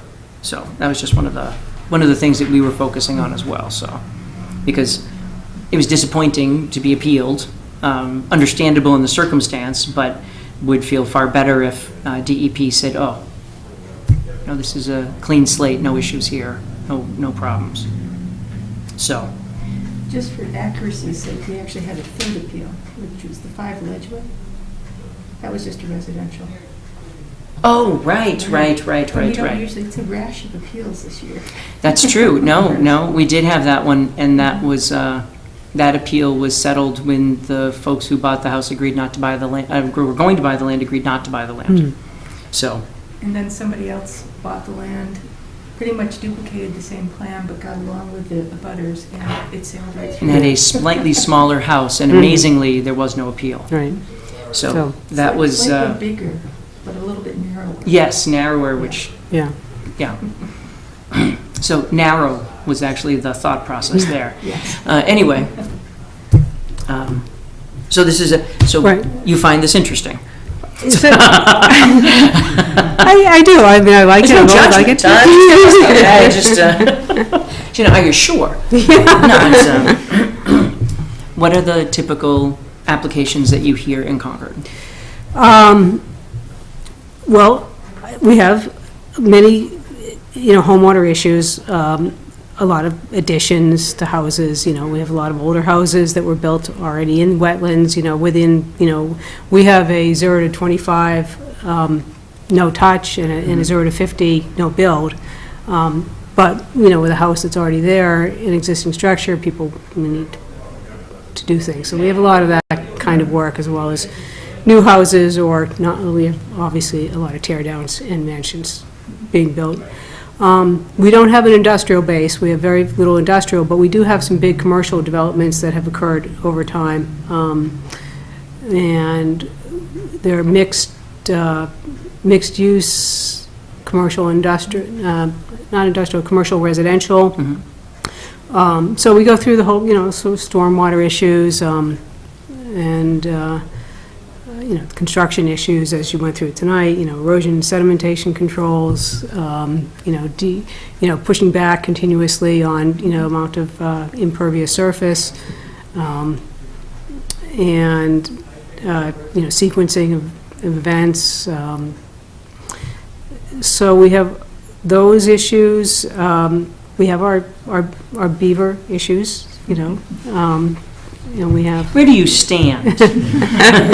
On beavers? Well, I have to tell you, this comes around. Oh. This comes around now and then, and some of us are very fond of the beavers, not just because they're engineers, but because, they are a natural part of the landscape, and others have even stronger feelings about how important it is to keep the beavers alive. No, it's not a fair question. You don't even have to answer. I would say, I'm just going to say this. My daughter was actually an animal science major at UMass, and is now working as a zookeeper. That's and really she has cool. no sympathy for beavers and things like that. So, but she was raised in my household. I'm not that much of an animal lover. I don't know how my daughter got to be such an animal lover. I, of course, have the cat, the dog, and the hedgehog in my house now. Naturally, the hedgehog, right? Was my first guess. So anyway, I have to say I'm not that much of a beaver lover, but it is the law that you have to let them do their thing under most circumstances. So. Well, we're a big fan of the beaver deceivers in the proper application, and we had a number that came before us in the past, and there were some projects years ago under the 3 times removed DPW chief who wanted to basically eliminate some of the beaver issues in town. And we started to research, and the beaver deceivers have been positive all the way through. So yeah, we've had good success with them. We haven't had any issues since. You mentioned wetland delineation. Is that something that you've been trained in? Yes, I wouldn't say it's my strength. I mean, I can go out there and do, a simple, to moderate delineation, but I'm, do not by any means consider myself an expert. I did see that you had the consultant bylaw, and I thought that was apt. So I think that would be something that I would definitely call someone in if there's any, real problems. We've had actually Art Allen, work for us. Actually, it was the last case, he was working for the other guy, because he's a really good hydric soil guy. So we've had some big appeals lately on soils. Interesting. We have something right in front of us now that was appealed. DEP issued a superseding order of conditions, and the consultant actually bumped it up, so it's now in front of the adjudicatory judge at DEP. Interesting. And this question of whether whether something is an isolated wetlands or whether there's a hydraulic connectivity. As I said, so we had Scott Goddard brought in Art Allen, and we brought in Paul Fleming. So is that the right name? I don't know. And DEP brought in Tom McGuire. They're hydric soil guys, and they're all fighting it out. Wow. Yeah, there's none of that. It could You can hope. Don't get me wrong. Yeah, we also have we have actually another appeal going on too that is just purely a neighborhood dispute that happens to be within the buffer zone, within the riverfront area, and it has, I would say, 0.5% to do with wetlands, and we're just sucked in to this neighborhood fight. That's odd. So. Well, so one of the reasons I ask is that in the past, we had a conservation administrator for 7 years, which was amazing to think back that it was 7 years. And during that time, Becky was invaluable because during our walks, she was able to assist us with that. So that would be one of the things that we would be certainly interested to talk about further. Do you have a months-old chart? Do you have anything, had you Yeah. ever done, so you've got your, so what we would often do is we would require the applicant, especially where we had questions, especially on a big delineation, the applicant would be responsible to pull the soil samples, et cetera. And we all gathered around the chart, and people who could see better than I would decide that it was a brown, that it wasn't the brown I thought it was. But that's definitely one of the things that we are, on our side, hoping to accomplish, especially for the homeowner. So for instance, our typical application for a homeowner, they'll come in, we'll go out, we'll do a site walk. Every one of our applications has a site walk. And we'll go out, we'll perform the site walk on a Saturday, and we'd be looking to sometimes pull soil samples, but more likely identify how that applicant is going to work with the features of their land. So as a, for instance, like in that application tonight, we want to know where that soil pile is going to be. We don't want to show up and find out that the hay bales look like a great place to start the soil pile. So that would be one of those places that we would be looking to utilize your expertise. So are you saying that you have, the homeowner comes in with an application that they don't have a consultant that has delineated and done? They will. They'll have a consultant that's done the delineation. What we'll typically do, though, is, and we've frequently done, is that folks will stop in, and I'm sure they do it. Takashi is in Groton, and I'm sure they happens to Takashi as well. And we'll go and we will do a walk with that applicant to look at their property, sometimes just to answer questions, with the idea that the average person who comes to us is not building a mansion and it isn't blessed with the resources that maybe some of the folks you hear from are.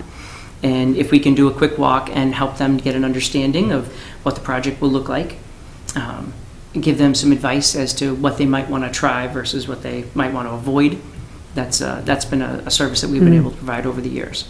And that's been very helpful, I think. So certainly people have been happy to get that first discussion in while standing in their backyard. And that's one of the second things that's important for us, is that the person who we would be bringing on would be able to go and meet with folks in their yards and talk over those things. And so is that something that you have an interest in? Yeah, that was my understanding. I mean, that's what we do. You know, it's best to make it a pleasant process. And we're still referred to as you people. That's my favorite one. You people. Yeah. That's the best. Clarification, though, you don't like, particularly for big projects, we don't go out and do the delineations ourselves. It's more we evaluate. Right. So. Right. No, exactly. So we're looking for the ability. So as a for instance, you might be in a backyard with someone, and with your knowledge of where they should and shouldn't build, we try to apply that. So when they say, well, I was thinking about a 25 by 30 addition, and we say, well, that actually puts you in the water, so let's bring that back some. So. Right. Do you have any questions for us about the position? Question, sure. Okay. So, so you had someone for several years who's left. So you have a good process and procedure for all of the procedural things that have to be done that can be sort of picked up and... I'm going to use the term reasonable. I mean, for how we do our permits and all that, well, Becky went through it all with me, so I've been sort of doing it for the last 4 months. It's been 4 months? 4 months. Oh, who'd have figured? So, and I've got sort of extensive notes, and so I would say we probably would follow pretty much what Becky's been doing, or my interpretation of what Becky's been doing. Until you're comfortable enough to know what should be changed. Right. Basically, from our perspective, so Ayer is a small town. The Board of Selectmen is managed, we have a town administrator. And we have Lisa Gabri, who's in charge of finance. So basically, those are the two people that you would interact with, other than the Cindy, who's the IT professional. As far as any process and procedure, any questions about things that have to happen for the town, or comments, et cetera, those all go through the town administrator. We have a couple of budget items that pop up for us. We do have some money set aside. We still have money set aside for beaver, deceiver, et cetera. Of course, the budget for our commission and the salary for the position. That comes up through Lisa. And then also properties that we own. And we do actually own several properties in town where we have a conservation restriction as well. So there's some follow-up there. Minor, but some follow-up. And the trail clearing every year doesn't take too much of the time for the job. Basically, after our With the chainsaw. after our very small town commitments, it's really following DEP policy for any of the meetings and hearings, et cetera. So it's not, I'm sure it's not anything different than what you're doing at Yeah, Concord. no, it just, I said that, because there are such strict timelines and filings and, just, Well- it's helpful if there's a process in place so that it doesn't have to be reenacted, so. Do we still have the wetlands kit that we provide the applicants, or did we ever? Oh, yeah, the informational packet. Right. Yes. Which we stole blatantly. It was a fantastic idea. There's of the something, the commission's one had. online? There's a permit application package online, yeah, I saw that, yeah, You know- Yeah, it should give you some idea of right. at least what we're asking for from the applicants. Yeah, and mostly it was important to help people understand that, it's not about, can you see us next Tuesday, at our Thursday at our hearing, it's more about, what's the time frame to get the ad in, and get your green cards, et cetera. The kind of thing that your typical applicant doesn't know Right. about. Yeah. We do get a number of applications for the ponds where flagging isn't an issue because it's the edge of the water. It's very simple for them. And oftentimes those folks don't hire, we have a couple of firms here in town, but often those folks will try to get around, hiring a biologist for their project. Bigger projects, of course, they do, but smaller ones, we've been known to work with people on minor flagging that wasn't really necessary. So, but in general, it's all about getting your ad in and getting the proper paperwork filed. So, pretty simple. I wasn't joking about the simple, I promise. Okay. I mean, some of the office stuff can be a bit drudge, but it's a pleasant atmosphere upstairs. But they're... Really? Yeah, throw that out? Oh, yeah. That's nice. I will say Becky did leave a few stacks of filing. They're gone. Oh, wonderful. You burned them? I dispersed She didn't things say she into filed them, she said they're gone. No, she said gone. I did catch that. Yeah, So it's actually pretty good order. yeah. Good. So, How about other activities? Because I saw, so there's a open span, are you planning on an open space plan update? I saw your open space, that's like a ongoing. little, Yeah, that's being, done by somebody else? yeah, there's an open space and record, OSRP update committee. Ah, that is excellent. currently taking that on. They hired the Conway School, the landscape design, Yeah. some graduate students to take the updating of our plan on as a project, whatever they call it. So that's being done. Somebody else, excellent. Yeah, Except to answer the underlying question, no responsibility. Well, that's not quite true. The one component of an OSRP that the Conway School won't be doing is the, used to be called the section, the ADA self-evaluation. That piece, I believe, is not being done by right. the students from the Conway School. So But that's not being done by us either. yeah, so that's one piece that will have to be handled in some manner, and I don't know how the town administrator or the selectmen want to take it on, but. You missed the meeting where Beth was here presenting that plan. And I did, because I was Beth honestly the chair. deathly ill. Yeah, and the chair of that committee is the wife of one of our commissioners.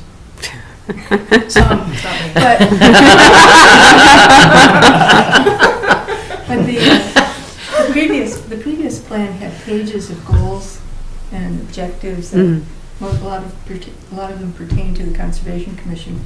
And we suggested at that meeting that when it comes to going through new goals for the new one, that they come back and talk to us again, so we can say, what's realistic?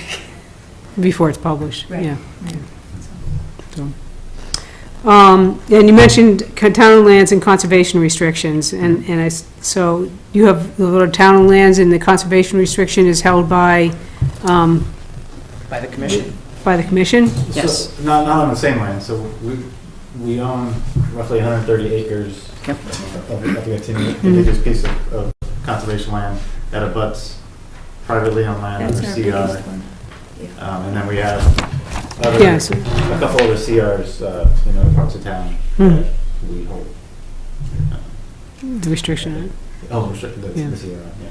So that property is Pine Meadow Pond, and surrounding that, there was a piece of land that was taken, it was a taking, tax taking, back in the 80s. And we've been able to add to it in one minor purchase, which was great, in that it was contiguous. The other areas in town are not related or adjacent to this parcel. They were on, one is Autumn Ridge, which is actually just beyond this parcel, and then, I always forget the name of the place that's across from the National Grid Tower. Right. Orion, thank you. We have a CR over there, and then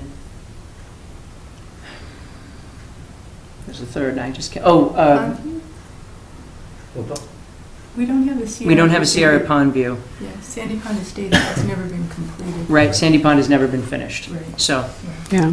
we've had a learning curve. There were a number of developments over the years where the developers talked about things that they were going to do and how they'd get them done, and of course, they get into development, and then through the normal cycles of construction, they have or don't have money. And so, we have some tidying up to do, I guess, on some of those. Again, I think the biggest problem we're going to have is the number of hours available. One of the things that we did do when we met with the folks from the Finance Committee was we talked about potential for increasing the hours. Our biggest issue is that the position was created with the intention of it being non-benefited. And that's our biggest issue. So it can never get beyond 19.99 hours a week. And that was a big thing that the Personnel Board and the Board of Selectmen were looking for back when the position was created in 2007. Yes. But when, initially, wasn't it started at 10 hours a week? We got it up to 15, but we used to go into our wetland fund when Becky needed extra hours. Right. So there is that.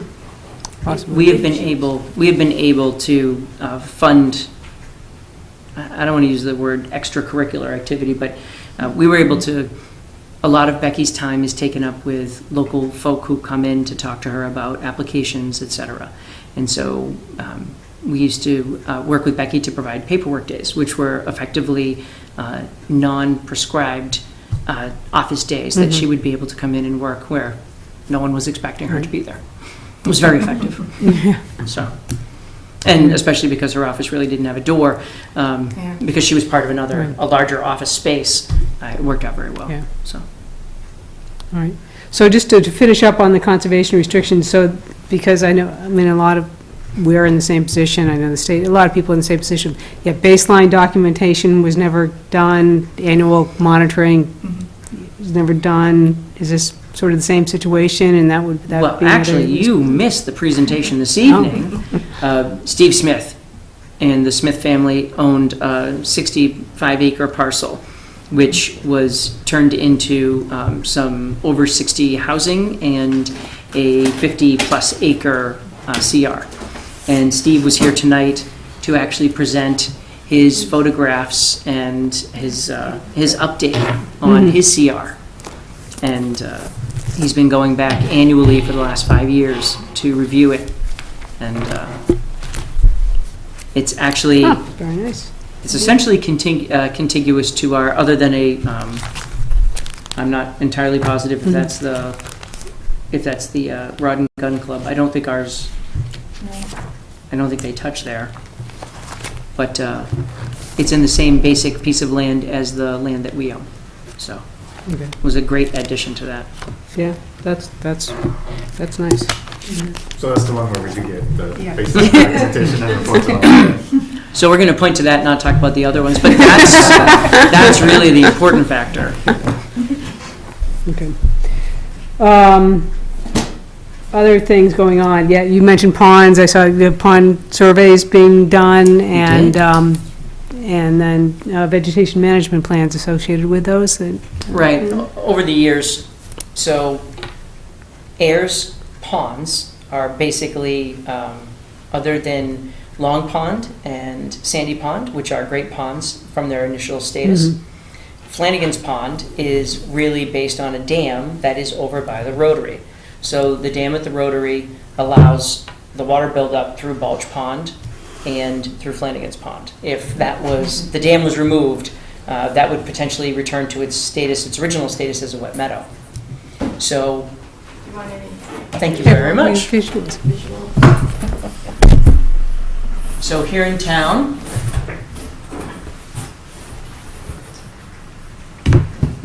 so this is Sandy Pond and this is Long Pond.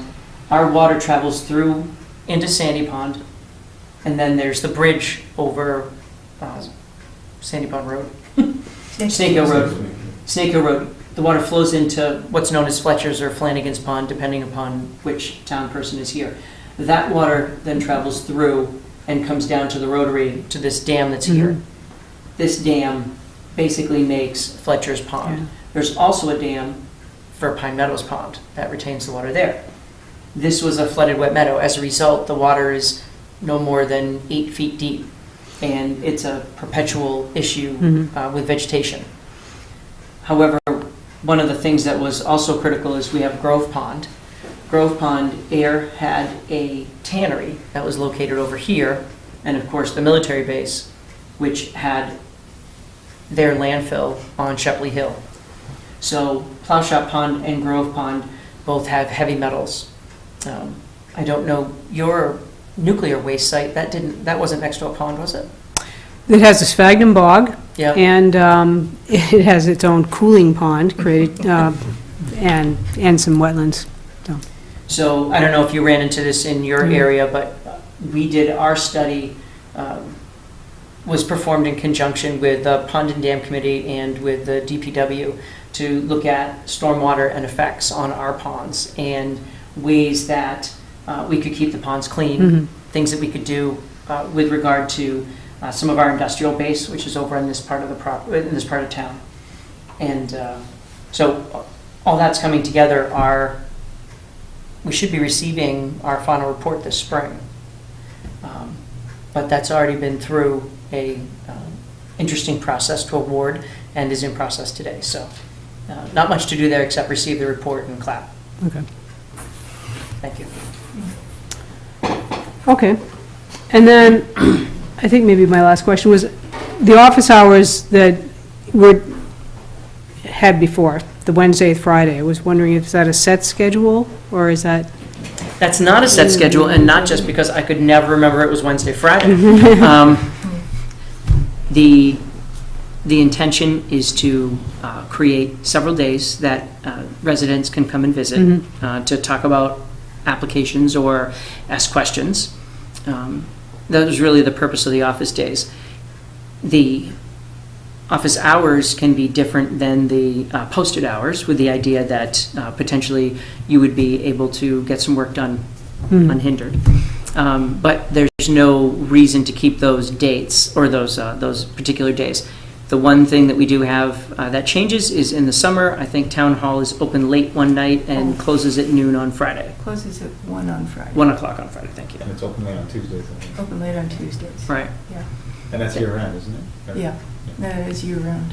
What? It closes at 1 o'clock on, it locks up at 1 o'clock on Friday. Every Friday? Yeah, that would be every Friday. No, actually, I think the first Friday after the second full moon, it's not. But other than that-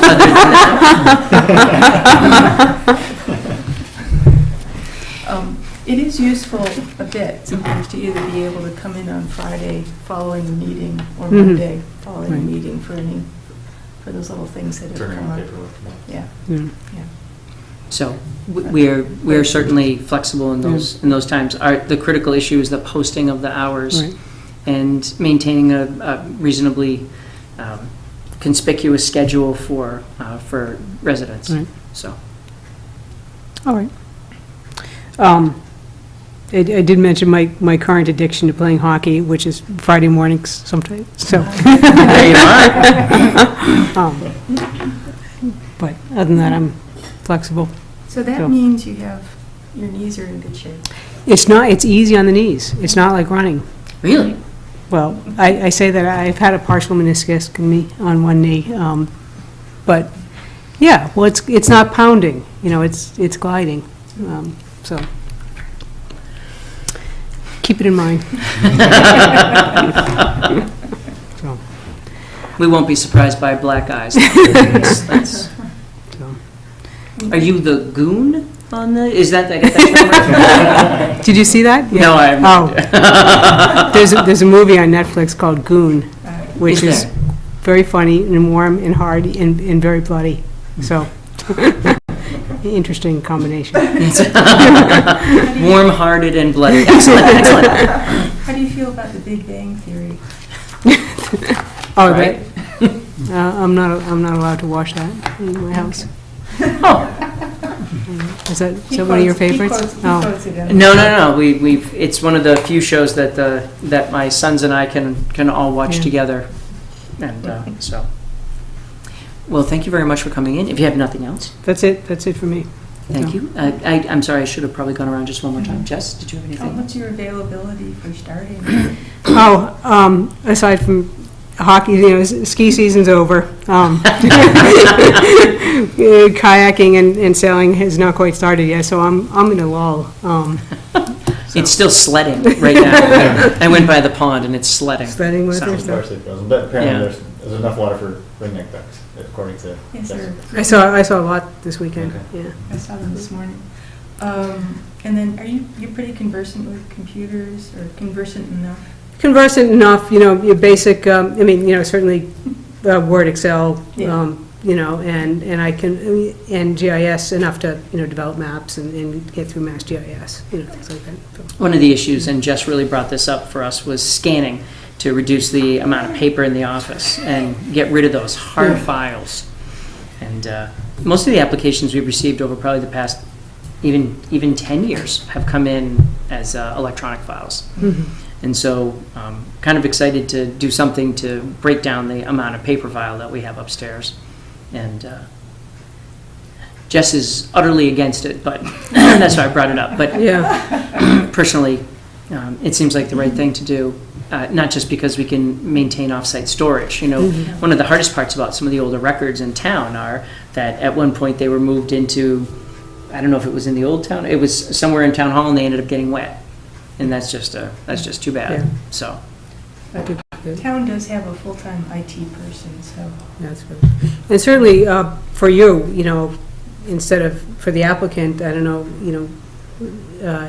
to have 8 copies of things made nowadays seems kind of crazy when you can, PDF so much of it. well, I think our hardest part with that is that, getting things to everybody and then being able to maintain, for site visits, et cetera, and folks make notes and, I'm almost tempted to argue that we should go to 11 by 17s, but that's a discussion for another day, so. Just saying. All right. George, did you have any questions for us? Probably the biggest projects we've had in the last few years are a couple of subdivisions, and both of them have given us trouble. We've had DEP come in and shut them down. So contractor compliance is a big issue. Mhm. And a follow-up question.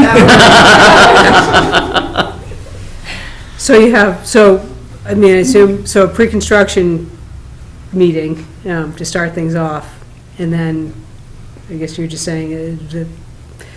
Things literally you weeds gotta stop downhill by. from there. You gotta stop by often Yeah. and keep an eye on things. Yeah. Well, I think and sadly, our biggest issue is that in some of the cases, it was negligence, and in another case, it was a condition that they probably didn't expect to catch up with them. We had a project, it's called the Willows, and during the project, the hill that the Willows was cut into was previously mined literally for the clay that was in the hill. And they were using it for encapsulation at landfills and such. Found out it was perfect clay for doing that kind of thing. Mhm. And it turns out that whatever amount of it was left as they excavated, would run off and was just virtually impossible to contain. And so it was a real hardship, and we kept coming back to them, and, it was spreading. You could see it. We were on a site walk for the railroad, and we could see it just traveling right through the water. And we ended up having to bring DEP in because we needed something with a little bit more teeth. Yeah.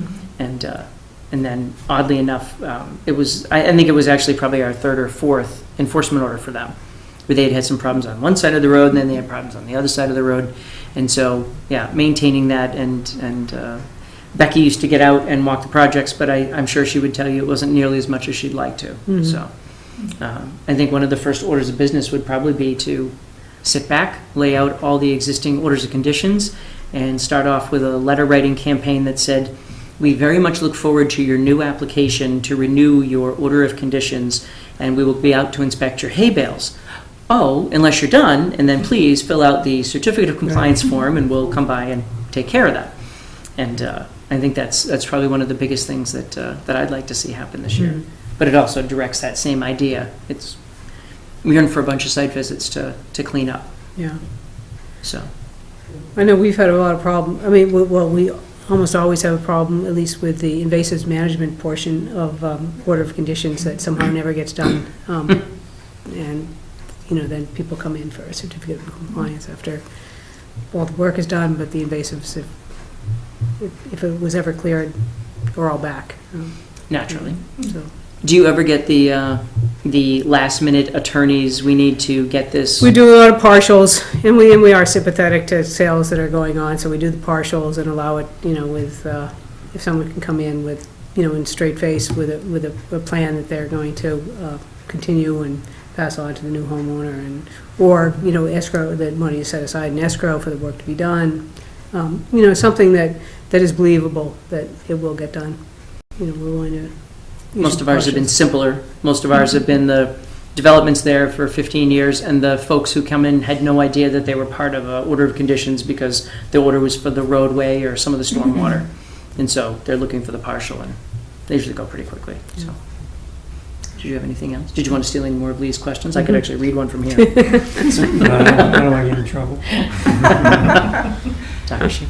I'm good. You've answered the questions that I had. Thank you. Lee? What I could read from here was damn George. But I say that every night. So, Thank you very much for coming by tonight. all right, Really thank you. appreciate it. We will. We have a couple of other interviews from well-qualified applicants, and so we will be getting in touch with you in the next couple of weeks to let you know what we found. All right, Thank you very much. It was a real Excellent. pleasure to meet you. thank you. Please pass that back. Okay.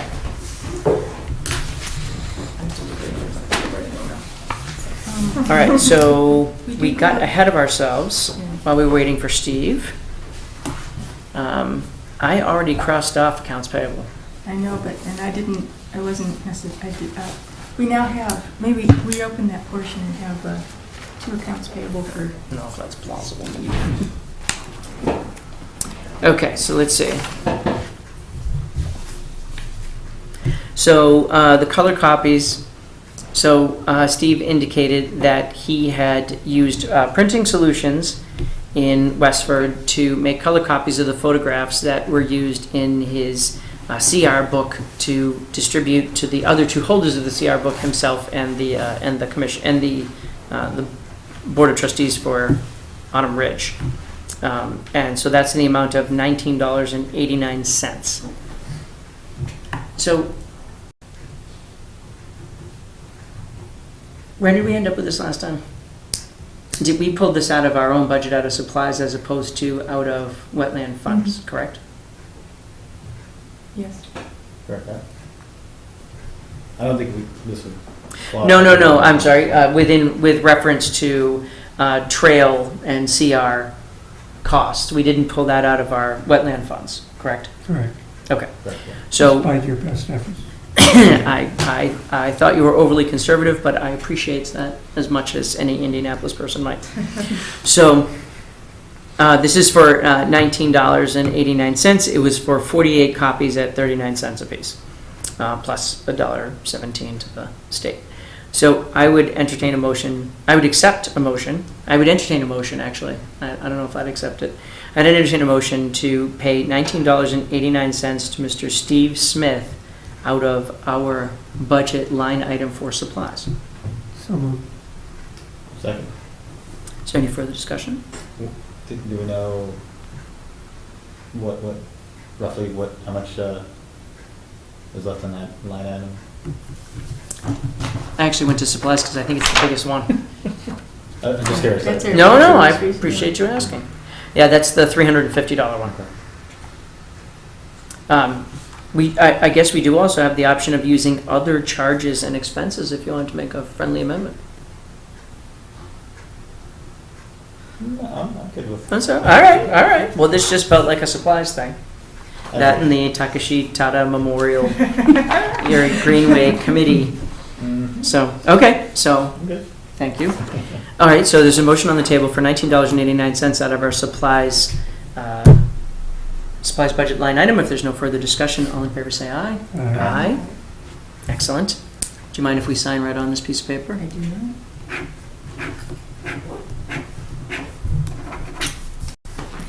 All right.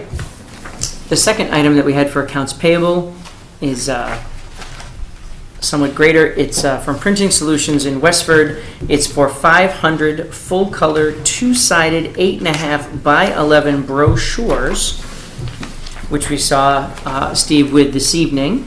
They are to be distributed in the 4 locations: the kiosk on Groton Harvard Road, the kiosk on Oak Ridge, here at Town Hall, and at the library. The cost was $290. Interestingly, on this one, he did do it without tax. He needs to get the tax exempt number from the town. So 500 at $290. There's no other information on here.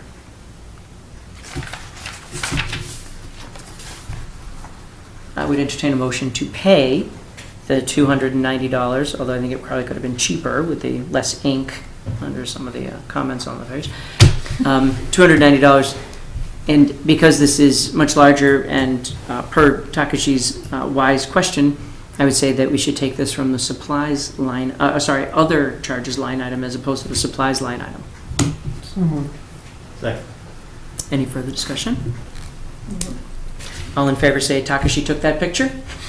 Takashi took that picture. I believe it. It says so right here.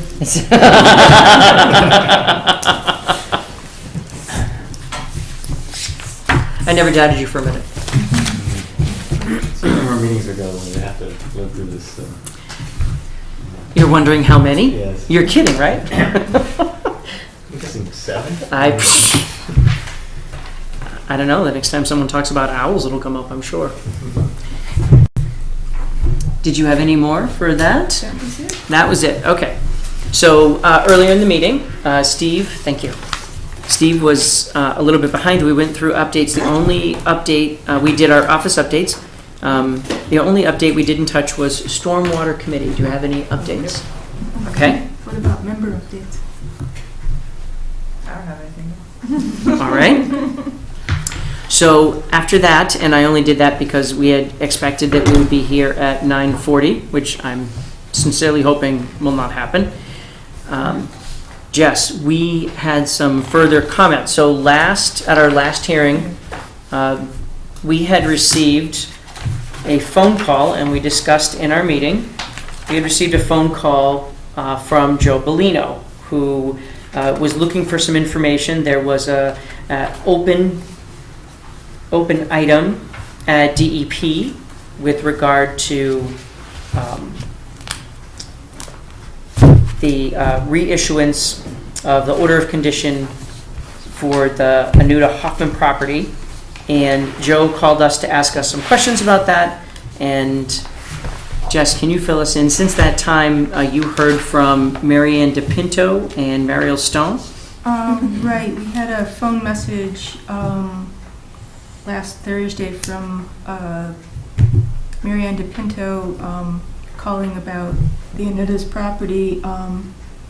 And Mrs. Anuta was looking to appeal the reissued order of conditions, which Mary Ann said she can't do. It's too late for that.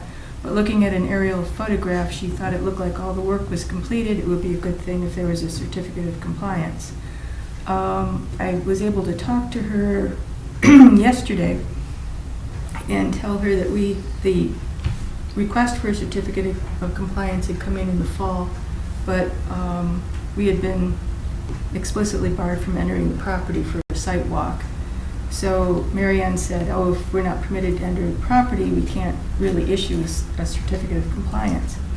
So she would get back to me, so she was just going to pass that off to her boss. So the new Phil Nadeau is Mariel Stone, so she's catching up on things now too. And so she called like 10 minutes later. So, and That's service. That But is continue. service. That is service, and I now have her direct line. So I guess the initial request for an appeal of the order of conditions was given to Phil Nadeau last October. He was retiring, so he never did issue a response. So Mrs. Anuta had contacted the commissioner, and now Mariel Stone and Joe Bellino, they're all sort of putting together what's happened. So Mariel said now that since we were denied permission to enter the property, they have to figure out what their response would be further. She was able to, she did want to clarify that as far as we know, all the work was complete and no additional work was pending. Then she called, Mariel Stone called this morning. I sent her a copy of the email from Mrs. Hoffman Anuta denying us permission to enter the property for the site walk. And so Mariel Stone called this morning with some questions about that. It does look like the order of conditions for 100-0337 was signed in November of 2010. The green card in our file says that we have a return green card for the certified mailing of the order of conditions that's dated in 2012. So she was wondering about that, so I said I'd research that, and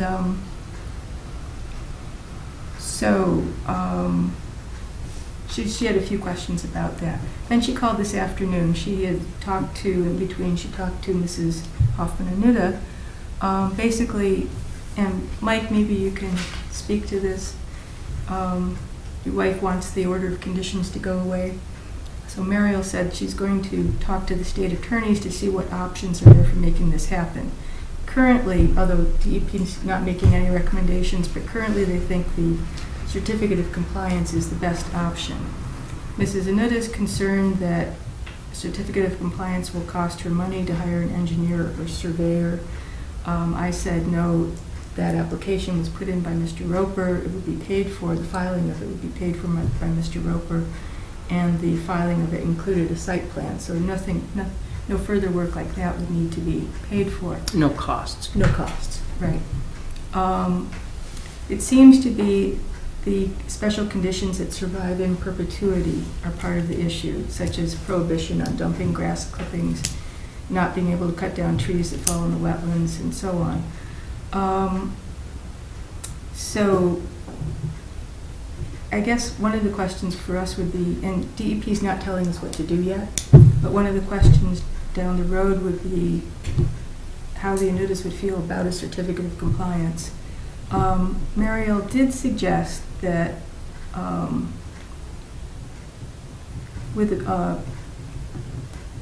she suggested that some of the special conditions that survive in perpetuity we might want to rethink, that they might go beyond regulatory compliance with the Wetland Protection Act, or that we should in our special conditions distinguish between special conditions based on the Wetland Protection Act versus those based on our bylaw, since our bylaw has no teeth.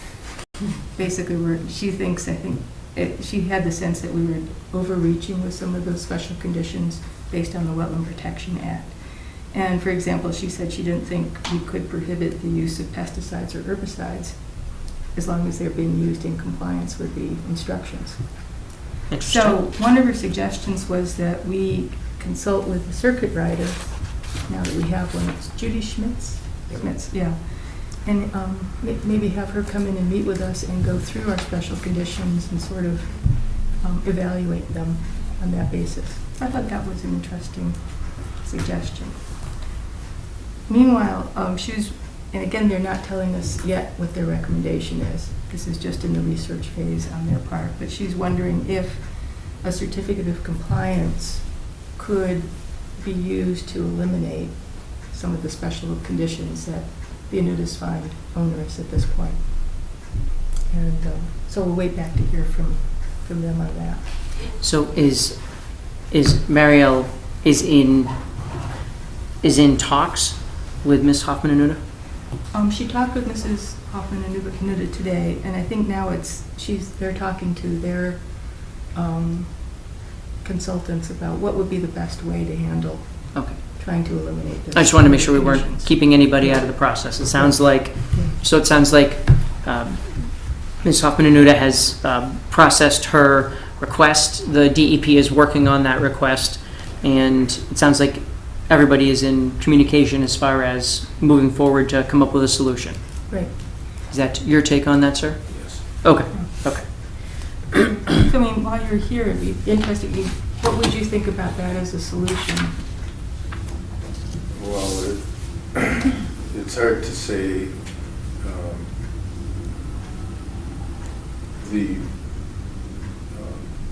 It's hard to determine. I mean, it's a lot of what ifs, and therefore it's very difficult to tell you one way or the other. We do take the position that we don't feel that the imposition of the order of conditions was done properly, and as a result, or feeling we didn't have a proper ability to participate because of the way that was handled with the Roper and Mulaney and so on. So I don't know. I guess the suggestion that I'd have for the commission is that we have a topic of discussion at next week or next meeting, and by then we should have more information from the DEP, and my wife can be here and participate in the meeting, and we can see. Hopefully, she and Marielle can come to an agreement in the intervening period of time. So, we're waiting to see what the DEP has to say. That's perfect. We've been addressing it as it goes along. Obviously, we got the question 2 weeks ago from Joe Bellino, reviving what had obviously been sent to DEP months before, and unfortunately, looks like it was put aside with Phil's retirement. Good for Phil, but there you are.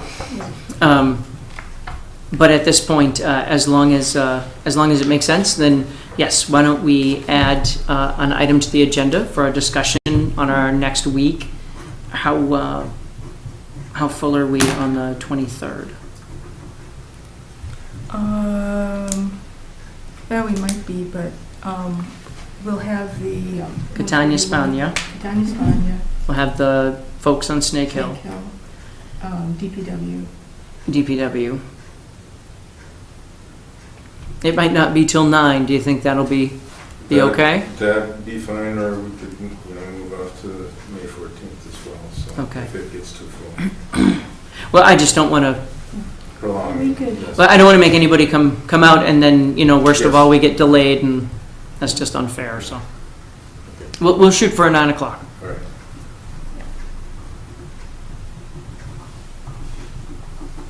And then if we don't hear back from DEP, we could push it off to the next meeting. So, Yeah, well, I'm sure if at that point, Yeah. we'll push it off because neither one of us will have heard from DEP. So nobody will be expecting it. Right.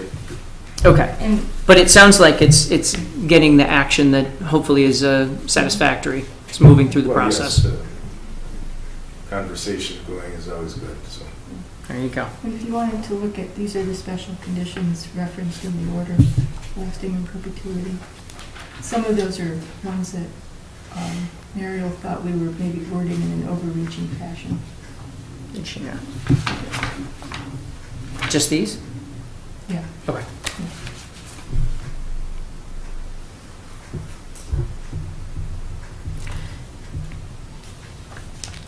I think the only one in here, so it says regarding notification of new property owners, which I don't see how that would be reaching. Limit of work and prohibition of fallen tree removal in the wetlands, we've actually stated that one outright several times. Prohibition of sodium chloride for de-icing, fair enough, we could remove that. That's really a condition of the, construction, using salt, not just for de-icing, but also for dust. Limiting use of pesticides, herbicides, and fertilizers. That was done based on the fact that if we were hearing your application, you were most likely within the buffer zone, and therefore we didn't want it in the wetland. But I assume we could change that around. Storage of hazardous fuels underground. Notification of maintenance and maintenance of drainage structures. So, There won't be a basin on the property, so. right. Well, I can see where she may think that some of those were overreaching, and I guess when taken as letter of the law, potentially they are. But I guess the other thought is that with some forethought, the reason for an application is because of a wetland area near you, and so one of the reasons to limit, for instance, we created a pamphlet that we distributed to the folks who live on Flanagan's Pond to let them know that the use of some of the fertilizers was part of what was stimulating the growth in Flanagan's Pond. And I think these were generated along that same line. So perhaps the circuit rider might have some ideas about ways to word those differently. I don't think there's anything wrong with them as they stand, but potentially wording could be improved. So anyway, a discussion for another day, I guess. Yeah. All right. Okay. Did you have anything else, Mike, on this? No. Okay. So at this moment, we have actually covered our entire agenda except for, actually, we got Lee's member updates. You didn't have any? Okay. Am I missing anything, Jess?